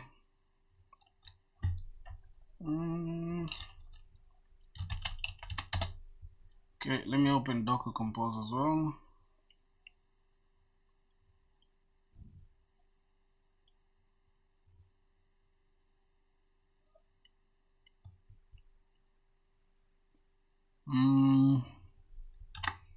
Alright, so we need to go and run this stuff. What's going on here? Bro, IntelliJ, they keep updating it every minute, bro. Let me run it to see what's going on.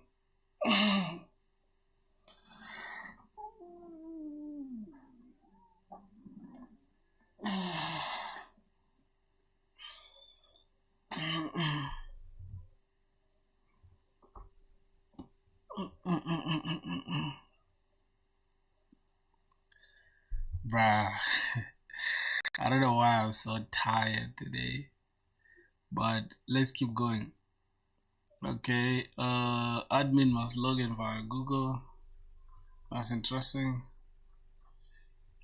So let's go and let's see if our Docker Compose is running. Okay, our Postgres is running, but I want to bring it down.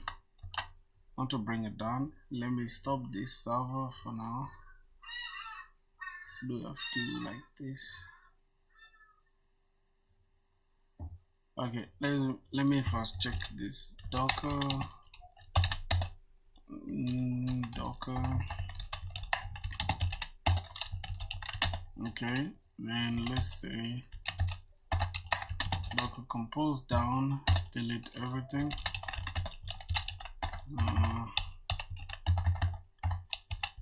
Oh my god.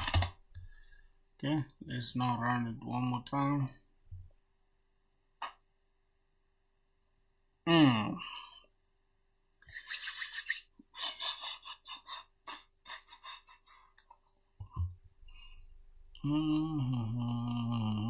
Alright, so user must be logged in. If we check Docker, now it's okay. Started this. Whatever. Okay, let's check this now. Let's say ban dev. Crossroad, I know. So somebody making. Okay, there's an update on this. Let's just update it real quick. Let me go and update this also. Let me go and take down this. Let it just update.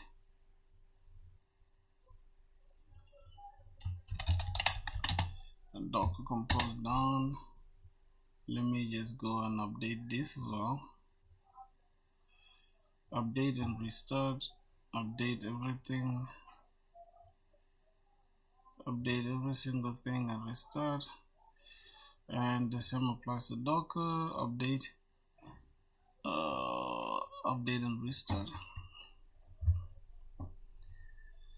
Okay, so I think this is okay. I don't want to check no change log, man. God damn it. Don't disturb me.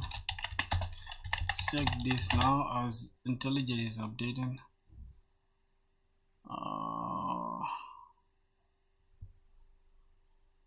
What's going on? Starting Docker engine. Okay, so this is fine.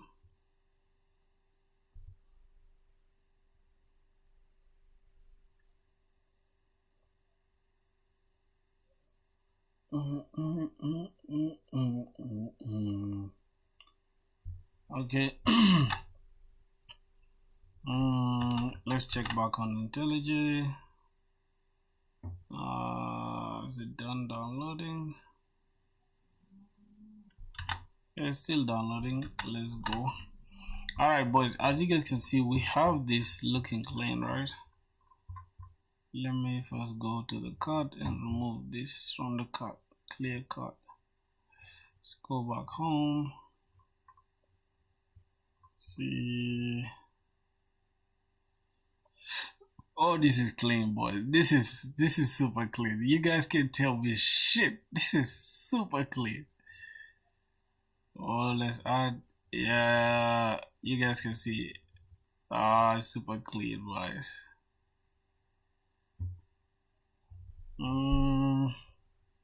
See dark mode or light mode. Flashbang, bang, flashbang.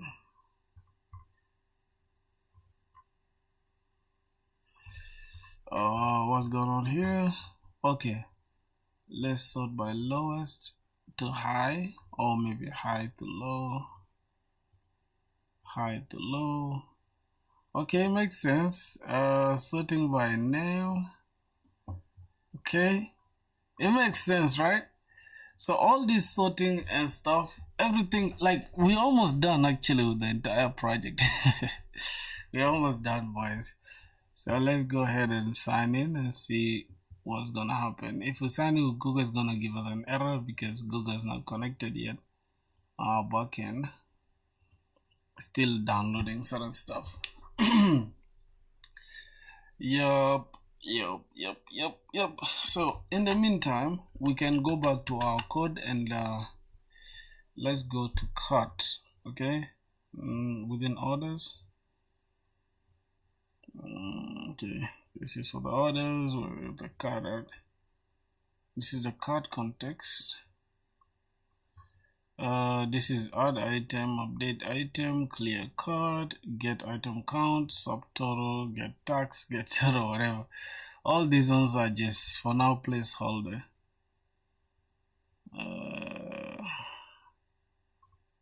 We're really not gonna need even this context because everything's handled from the back end, right? We don't have to worry about any of that. Okay, let's restart our IntelliJ.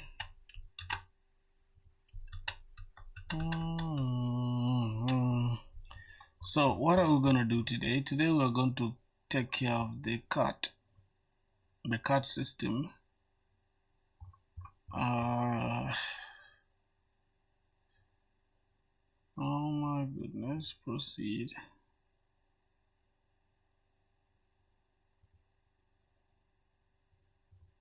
Public, this is cart page. Alright, let's see what's happening. Flex shrink.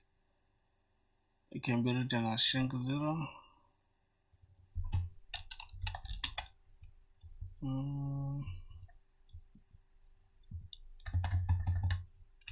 Okay, so let's see. Here we have the item dot product dot name.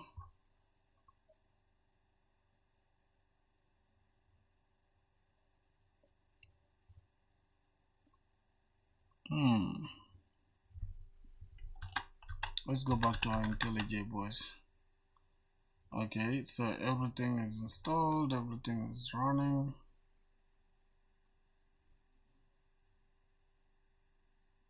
IntelliJ is taking forever to index, bruh. What's going on with y'all? It's taking forever to index, bro. God damn. Okay. Let's see. As this installing products, go home. Shop now. Takes us a product. Okay. Let's add something to cart.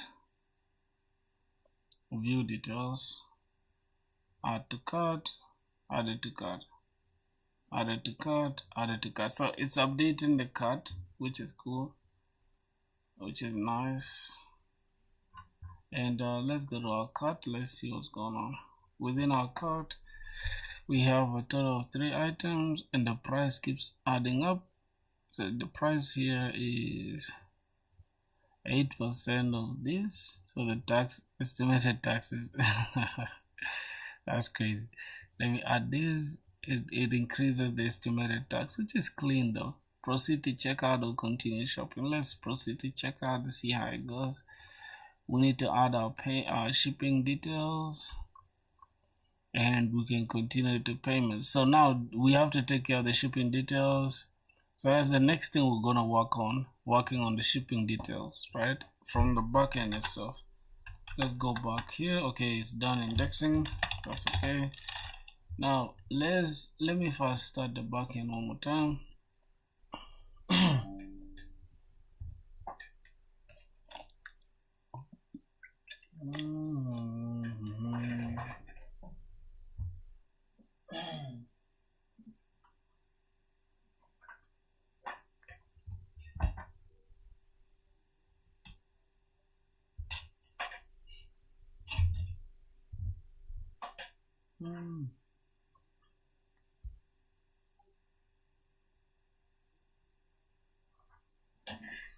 Oh my god.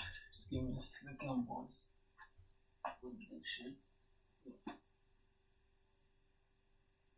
Yep. I think it's cool now. Oh my god. What happened, bruh? What the fuck? What the fuck is happening here? Yo.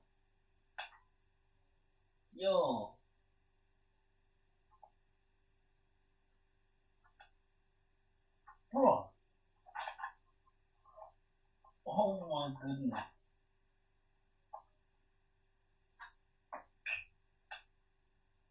Bro, what the hell is going on, bro? I can't even see. Oh. Boys, that was a terrible experience, right? It keeps going off, it comes back, it goes off, it comes back. It's crazy. Alright, let's see. Why can I put this shit? Okay, just like this. Alright, I think it's good now. Yes, it's good. Anyone here preparing for GSOC? Nah, only my Indian brothers. Some of them are there. Some of them are there. Let's see.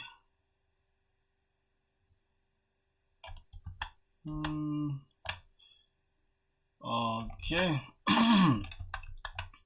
So now let me see how we are going to handle the orders, the shipping orders thing.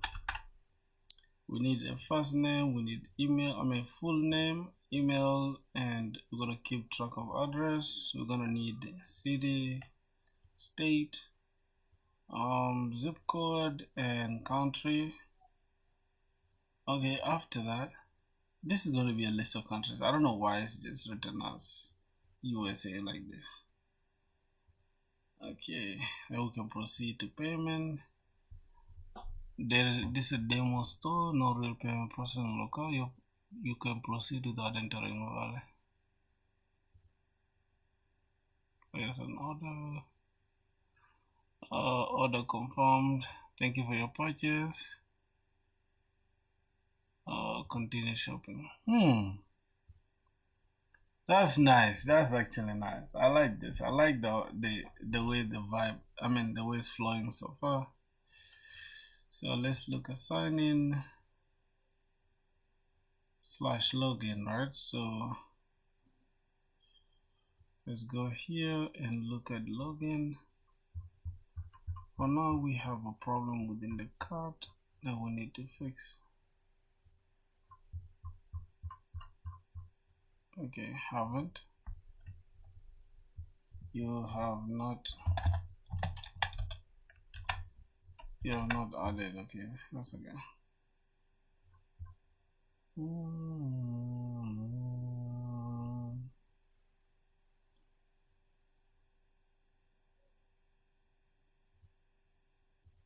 Admin. What about the navigation?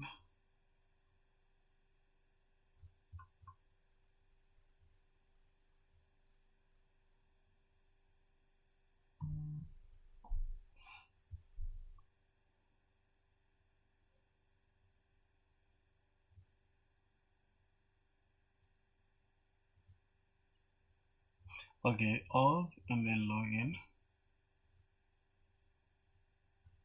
On.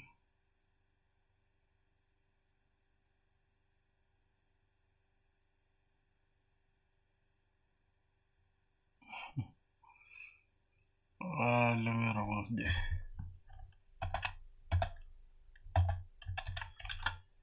Okay. By continuing, you're agreeing to our terms of service and privacy policy.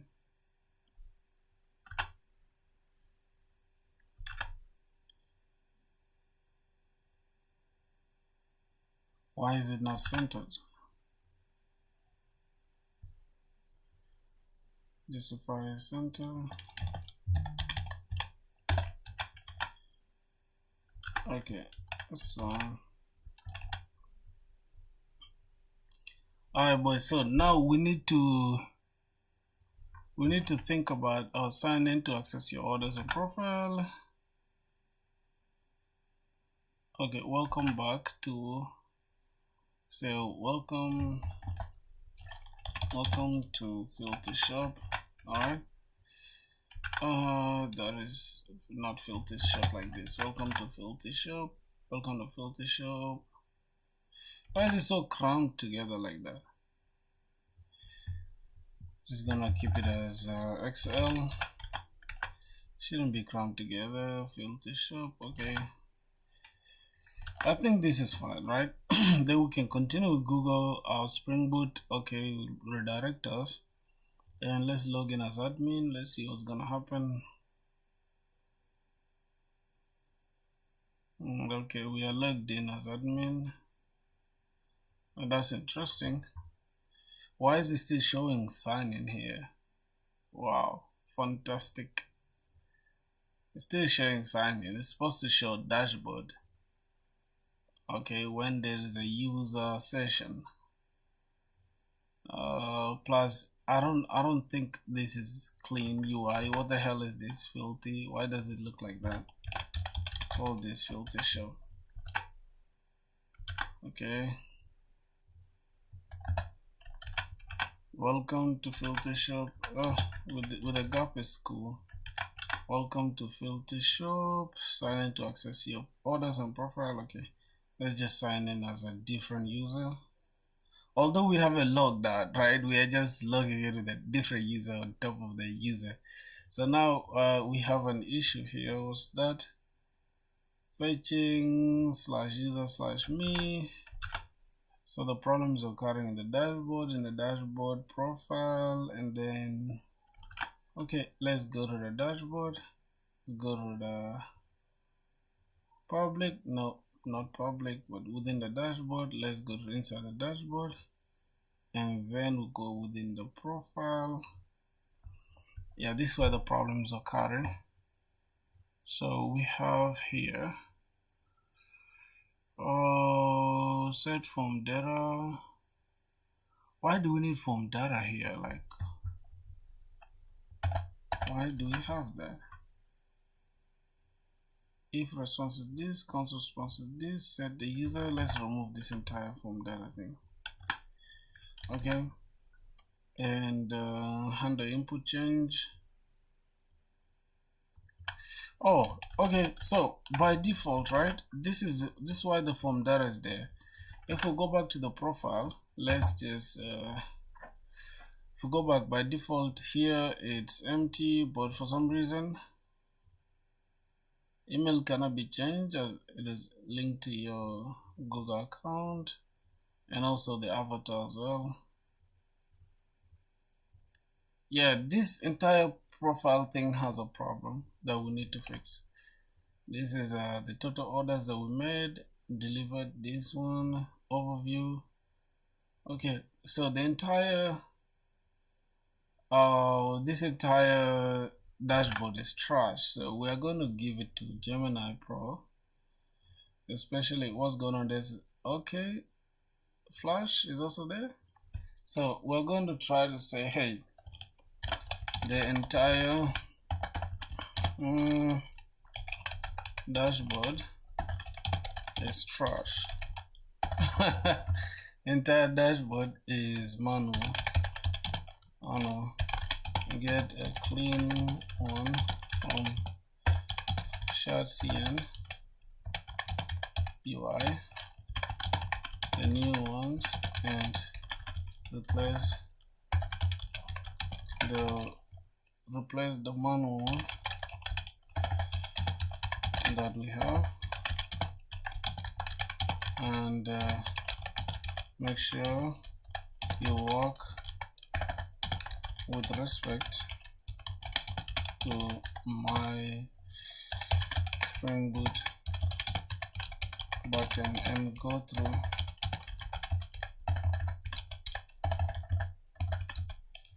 through the entire code base and correct everything which doesn't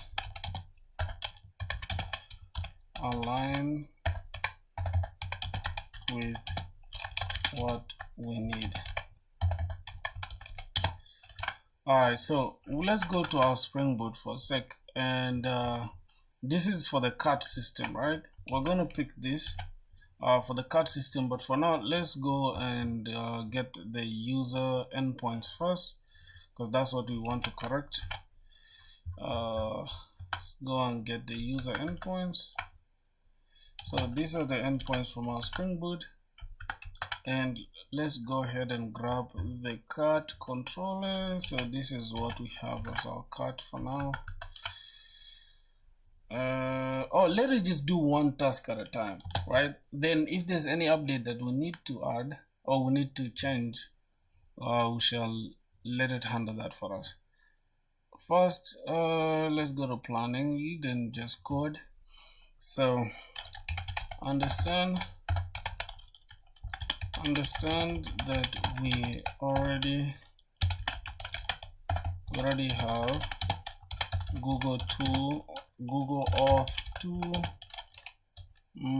implemented. All you have to do is just connect the endpoints to the required dashboard. The required dashboard what? The required dashboard. It's okay, let's just leave it at that. Now let's go to our Spring Boot for a second, and we need to grab our let's go within the config, security config, and we need to grab our security config for a second, because that is where we implemented our entire auth. And yeah, I think that is it. Because within our user service, if you can see, we have the custom auth 2 service that is picking this. We have this load user that is helping to load the users that we have. You can see this is grabbing all the users, and we are using this to get all the attributes. And after that, we are getting the Google ID as the sub, and the email, the name, and the picture. And we are setting, in case there is no user, in case there's an existing user, we go ahead and update it, or else we go ahead and just add it as a new user. Now we have this existing user. Like if the existing user is there and their Google ID is equals to null, and all the existing user has an ID of admin, then go ahead and set this to the one that's coming from Google. Now we're supposed to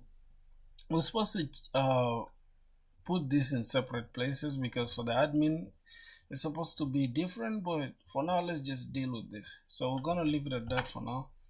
Let's just go to our anti-gravity for a sec. There's anti-gravity, and let's just go drop this and let's play.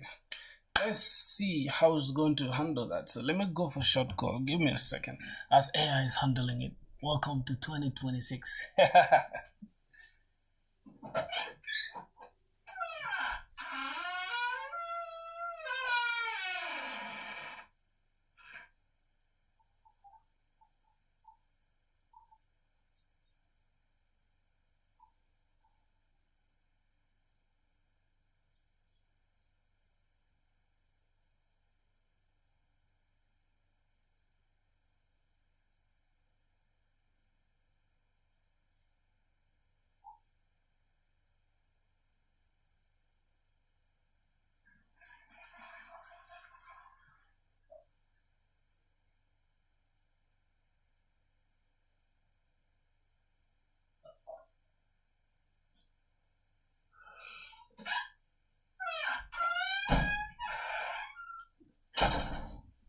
Oh, yes, sir. So we have a plan here to go through. Now we are almost like product managers, boys. We can handle everything that's matter of fact, the entire backend, there's no AI here. Okay, so nobody should attack me and say, "Oh, you're using it." No, it's just a front end, because front end developers are not that important. So I'm just gonna use AI for front end. I don't have all that time, okay? But I still understand what's happening behind the scenes. Oh, that's a hard tech though. I'm sorry for my front end dudes. Okay, now we have replaced the missing manual dashboard with a clean professional design inspired by Shatsi and UI's dashboard block. Okay, not inspired, bruh. I want you to use the actual Shatsi. Don't tell me inspired. All right. Ensure all backend integrations, especially user profile fetching and logout, align perfectly with the provider Spring Boot configuration and controllers. All right, I have one thing that I need to put into account. We have an admin and initializer here. So what's happening here? When we first start our backend, by default we create a new admin here, as you guys can see. And we create placeholder name and placeholder Google ID. And we are setting it here using a new user, and then we are saying, hey, first check if there's an admin already, right? We check this using the admin email, and if it's present, then log this email, this info within the console and say admin already exists. Then also showcase the admin email and then return from there. Or else log the information that, hey, admin user not found, and then we are creating a new admin. That's if there's no admin. I think we are supposed to use here if else block rather than having this like this. That's okay. Here we have an admin, and then we're setting this admin. If we don't have the admin, we set the email to this, and also we set the name to that and the Google ID to the placeholder. This will be updated on first login, and then the role as admin. Now, why is the email set as null? That is now where the problem is, because we're supposed to set this as the image URL, right? So this is supposed to be the image URL. We're supposed to have something like that as well here. But it is what it is, my boys. So let's go ahead and see what's happening with AI. We'll replace the existing one with this, and then okay. User review required. Backend endpoint changes. Switching user profile fetch from API users user profile to API users me as per the provided this. Updating the logger to align with the security config. Okay. Proceed. I think the plan is nice, so go ahead and proceed. Now let me look at this. We need to modify page.tsx within the dashboard, and then we reconstruct the page layout to use tabs based interface overview. Now don't reconstruct this. We're supposed to use from ShardCN. I'm starting the execution phase. I'll first check the page JSON to see if Richards is available, and then proceed to refactor the dashboard. Richards? Who said we needed Richards, bro? This is some BS. Who said we needed Richards? I didn't say we needed Richards, dog. Like, what the hell? It's okay, it's okay, it's okay. Let me just continue with the nonsense. Implement the overview tab with header, dashboard, and date picker visually only. Download button, stats, whatever. That's not our problem. Fetch user data. Okay, this is the endpoint we're gonna be using to fetch the user data. Because let's go back to user. Let's look at the user profile, user controller. Here we have this, and we'll make sure the current logged in user is there. Then we pick the current logged in user, and then this is for the user to become a seller. If you want to become a seller, I don't know why this is doing this. And then admin, this is to change the role. We can make a regular user, turn them into an admin. All right, let's go ahead as AI is handling what we need. Fetch orders from existing helper, get user orders. Okay. Now we have our orders, but I did not add any orders yet. All right, so fetch orders is not gonna work for now. Let's just focus on what's working. We need to update styling to be more refined, spacing, typography, logic. Okay, that's okay. Sidebar, that's fine. So the manual verification, we're gonna need authenticate via Google, and then dashboard, verify the dashboard loads with the new layout, and then we also need to check confirm username. Oh my goodness, it's my god. Hello. I'm streaming. You're streaming or you were? Streaming, yeah. What's up? No, tell me. What's good?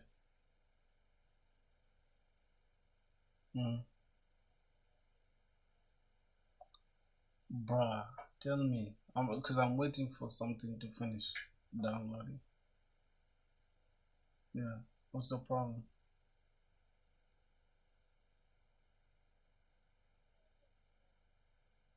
Bruh, I'm not, like, the phone is actually in my ears. What's up, bro? Even I can mute the mic right now.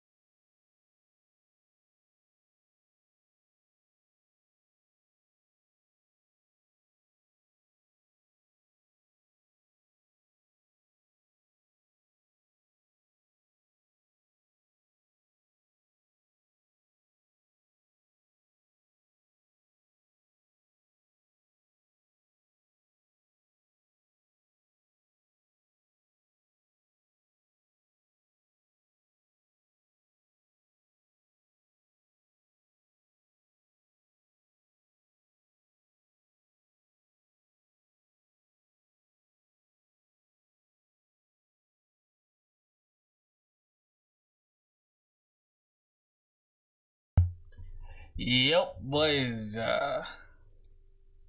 So AI is doing its thing, bro. That's crazy. Let's see what's happening. Okay. Oh my goodness. Bro, the fact that AI can just do this, front-end developers should be shaking their boots. You know why I'm being so hard on front-end developers? Because I know for a fact, right? Full stack devs are somehow safe, and also backend devs, because no company is really just gonna like build their entire backend with how do I call it, with this AI, right? So obviously, let's see all the changes it did. I've replaced the manual dashboard with a professional, clean Shadcn UI design and aligned the front end with the Spring Boot. Okay. Implemented task layout, whatever. Then headers, updates, logout to trigger browser, redirect to Spring Boot logout endpoint, and then profile. Fetching header now uses the correct this, avatar line to use this. Okay.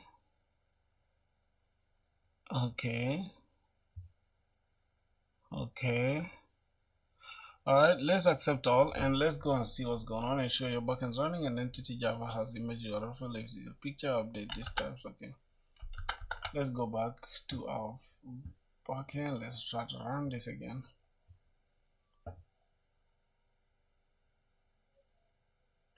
Well, it's showing the logged in user there. That is okay. Let's log out and then let's try to what's going on here.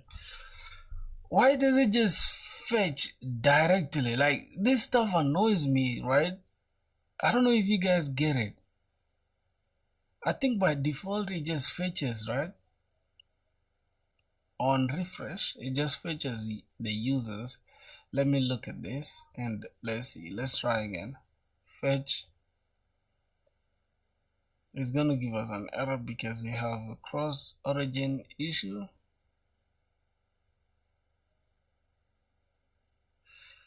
I don't know why this is just like that. Okay, let me just continue Google and let's try it out. Okay, let's go to profiles.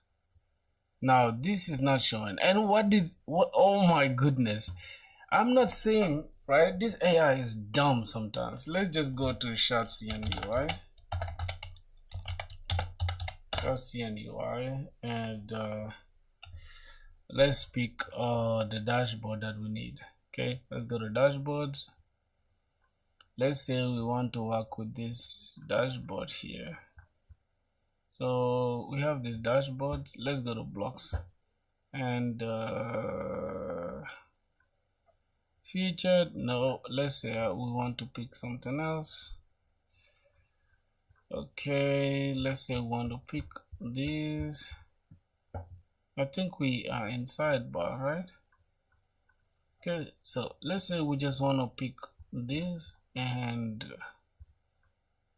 let's say we want to pick this first one, but this is for documentation, right? So let's look for a simpler one.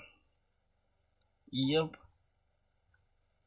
I think okay, this one looks good. So let's just copy this and let's go back here to anti-gravity. Say okay, currently on app refresh it's occasionally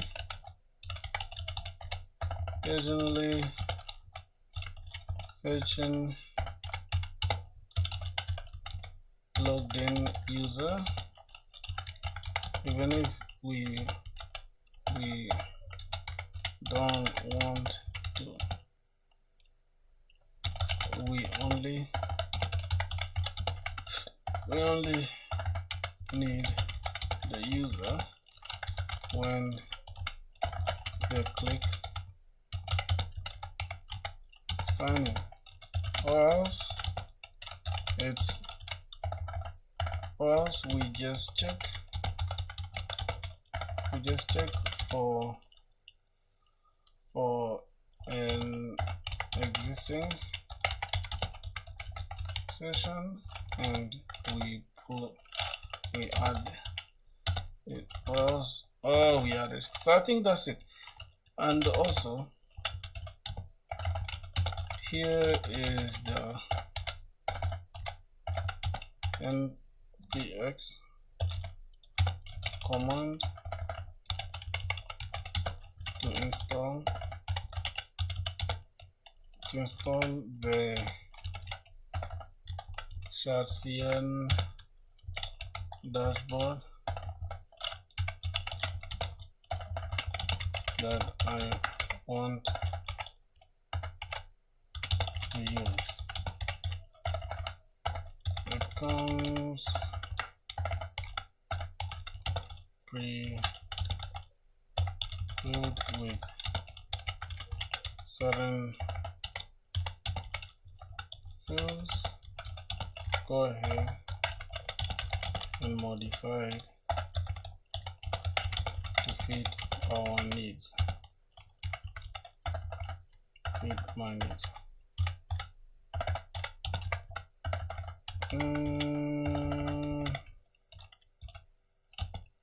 Also make sure you use ban. Okay, let's go ahead and see that. Bro, this is so annoying sometimes.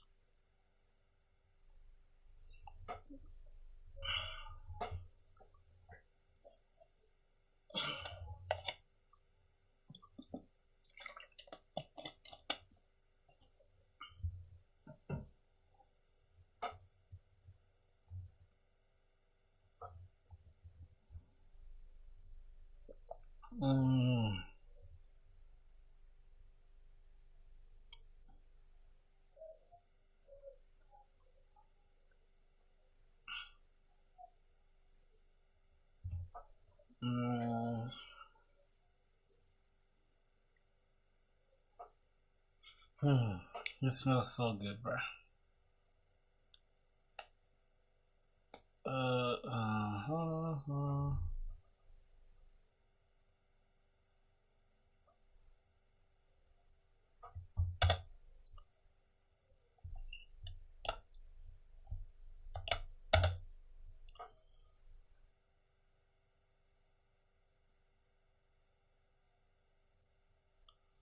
Bro, how do we run that?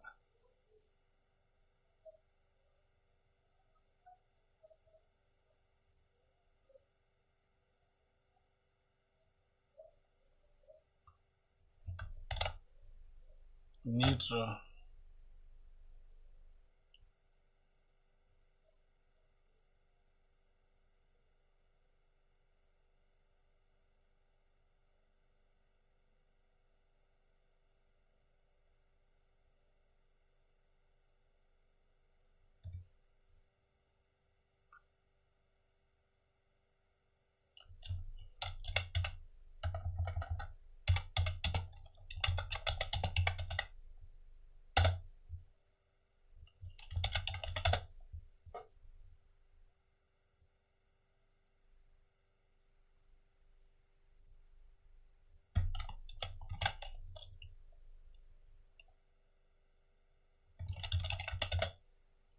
This is agentic coding, my boys.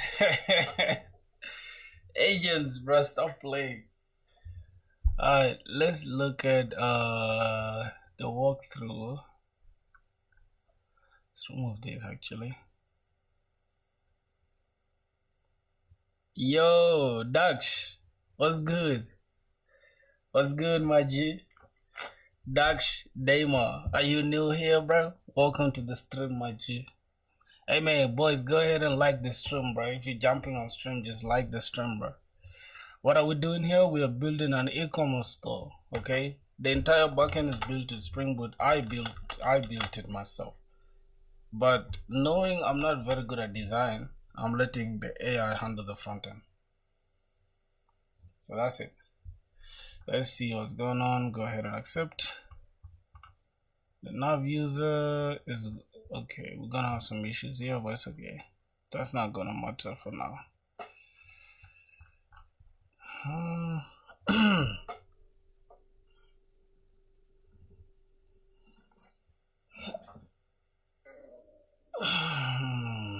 So it's what's happening in the layout. What's actually happening in the layout? Okay. Accept changes. Still grinding. Fetch user once at layout level to share state if needed, or primarily for the sidebar. This avoids double fetching if components also fetch, though we should probably expose this via context if we want to be perfect. The user has to just check for an existing session and re-add it. Yeah, speaking of us fetching within the components, we need to avoid this, and we should just use the context actually. So can't we use Zosten for state management and then use context? I think, let me see the context that they're using. Within the context, I'm just seeing only one cut context. That's all. Wow. Gemini Pro is handling it perfectly, right? So what's happening here? We have okay, we are fetching the user here, and then we are including the credentials. If 401, we just don't set user. We don't redirect here, but user only need user when they click sign in. Okay.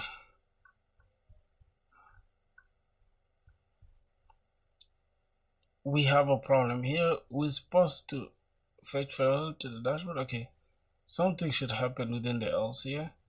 Alternatively, if this is a protected route, we might redirect it, but user said else. We just check.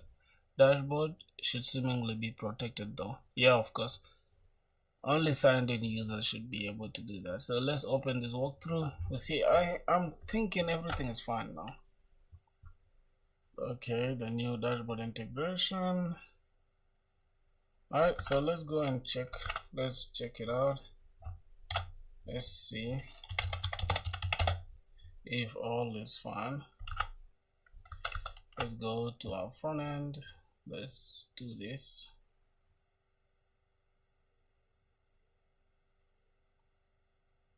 You have two parallel pages that resolve this.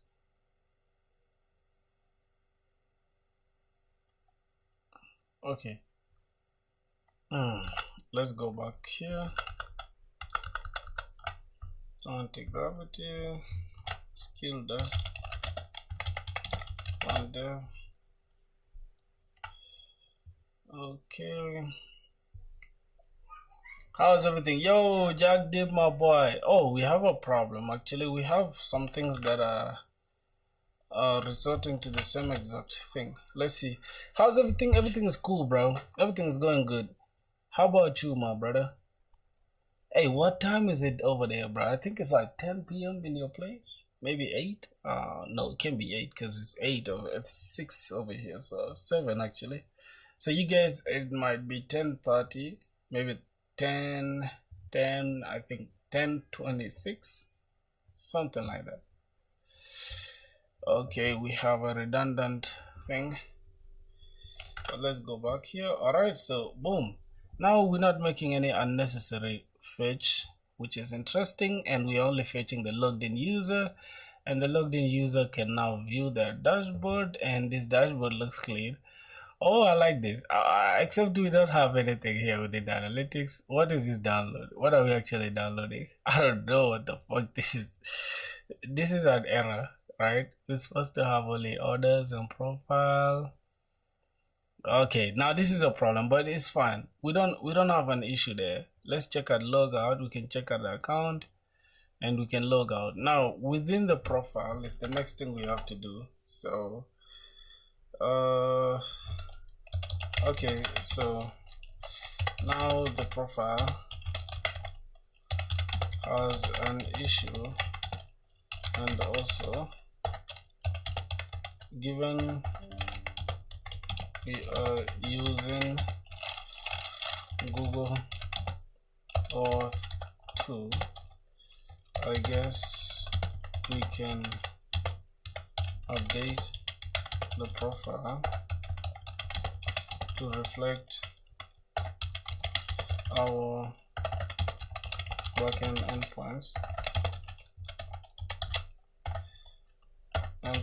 correctly. Okay, that's interesting, my boy. Yeah, it's 10:30. That is cool. That's cool, bro. Here it's literally 6. It's still 6. 7 actually. 7. Just hit 7 right now. Okay, so now the profile has an issue, and also given we're using Auth2, I guess we can update the profile to reflect our backend endpoints. The issue is actually within the dashboard and within this profile. It could be dashboard and then within the profile. We have orders and profile. So that's what we have to look into. User profile, a read-only display of Google data while keeping the functionality to become a seller. No, that's not the point I'm talking about, bro. Let me interfere with this. I mean, within the dashboard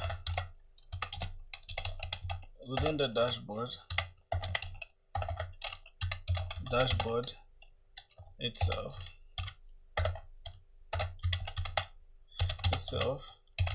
the profile, oh my god, profile page is failing. So go ahead and fix that. Since it's not fetching the image and just not displaying anything.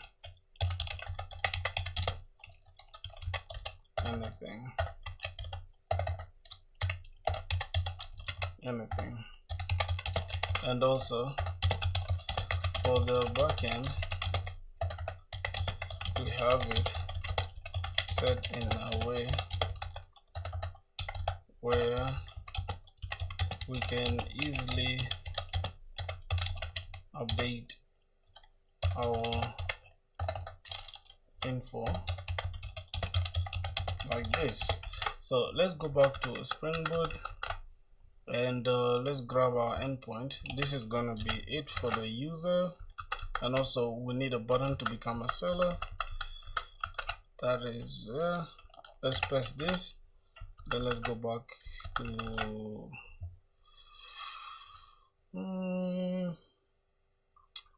alright, let's grab the user service. Not the user service, it could be the user service. Now here we're just creating this.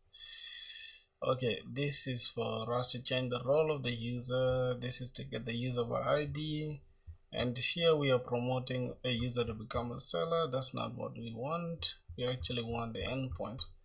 So let's go and grab the user profile controller, and then the custom user auth, this one exactly. So let's go here and let's add this logic here to give it more context, right?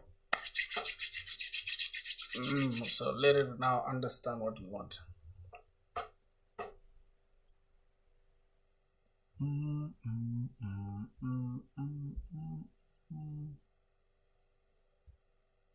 So we've been coding for 2 hours now. That's interesting, boys. So as AI is handling this, let's continue going through our application. Let's say we're not supposed to have teams and stuff. Oh my god, this is not a good dashboard. This is not a good dashboard, boys. Total revenue, why are we having this? Like total revenue, orders, 3 sales, and active. Okay. Recharts, I think we can download recharts, right? But it's okay. Let's log out now. Let's see. We're gonna get kicked out and it's gonna give us an error. Okay, that's a problem. We can now, I think we're supposed to handle this. This is not supposed to throw an error once we fetch once we log out. It's not supposed to throw for us an error, bro. This is not acceptable. So let's log in as an admin. As you can see, admin is just null by default. And it's supposed to take us to the admin dashboard once we log in as admin. So we still have a problem with the way everything is set for now. So let's accept this. Let's see what it's doing. The dashboard refactoring, I've replaced the manual. Okay, that's okay. We've selected that. Wait, has it done it already?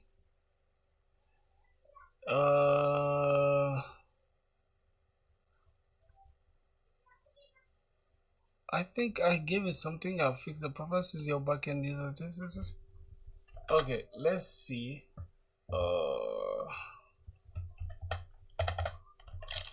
Let's say 3000. Localhost 3000. Oh yeah, so for now it's logged in as admin, so we can easily go to the admin panel if we are logged in as admin, and then this is the admin panel. Okay, this kind of looks good. I don't know why we have this though. Bro, like look at the way AI is dumb, bro. We have like Shatsi and stuff, and it's going to create its own stuff. Like, just think about it. It's going to create its own dashboard here. Like, God, what kind of stupidity is this?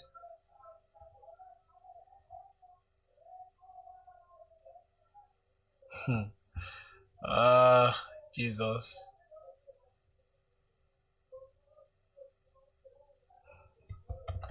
Okay, let's go back. And let's just go back here and let's continue as a normal regular user. Okay, let's go to profile. You see, it's still not doing anything at all. Alright, boys, so that is gonna be it for today. I think tomorrow we shall just come through and handle the rest of the things. I don't want to keep this stream long and all that stuff, so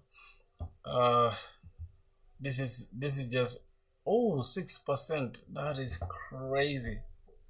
So yeah, I think I'm just gonna end the stream here, boys. Tomorrow we shall meet up, bruh, and we chop it up. So let me first go to my GitHub. I think it's okay. I'll just handle this off stream. Yeah, so thank you boys for watching, man. I'm just gonna end the stream here. I think we've been streaming for like 2 hours something. Yep, 2 hours 45 minutes, almost 3 hours. So tomorrow we shall meet up and chat and do all that. So let's get it, man.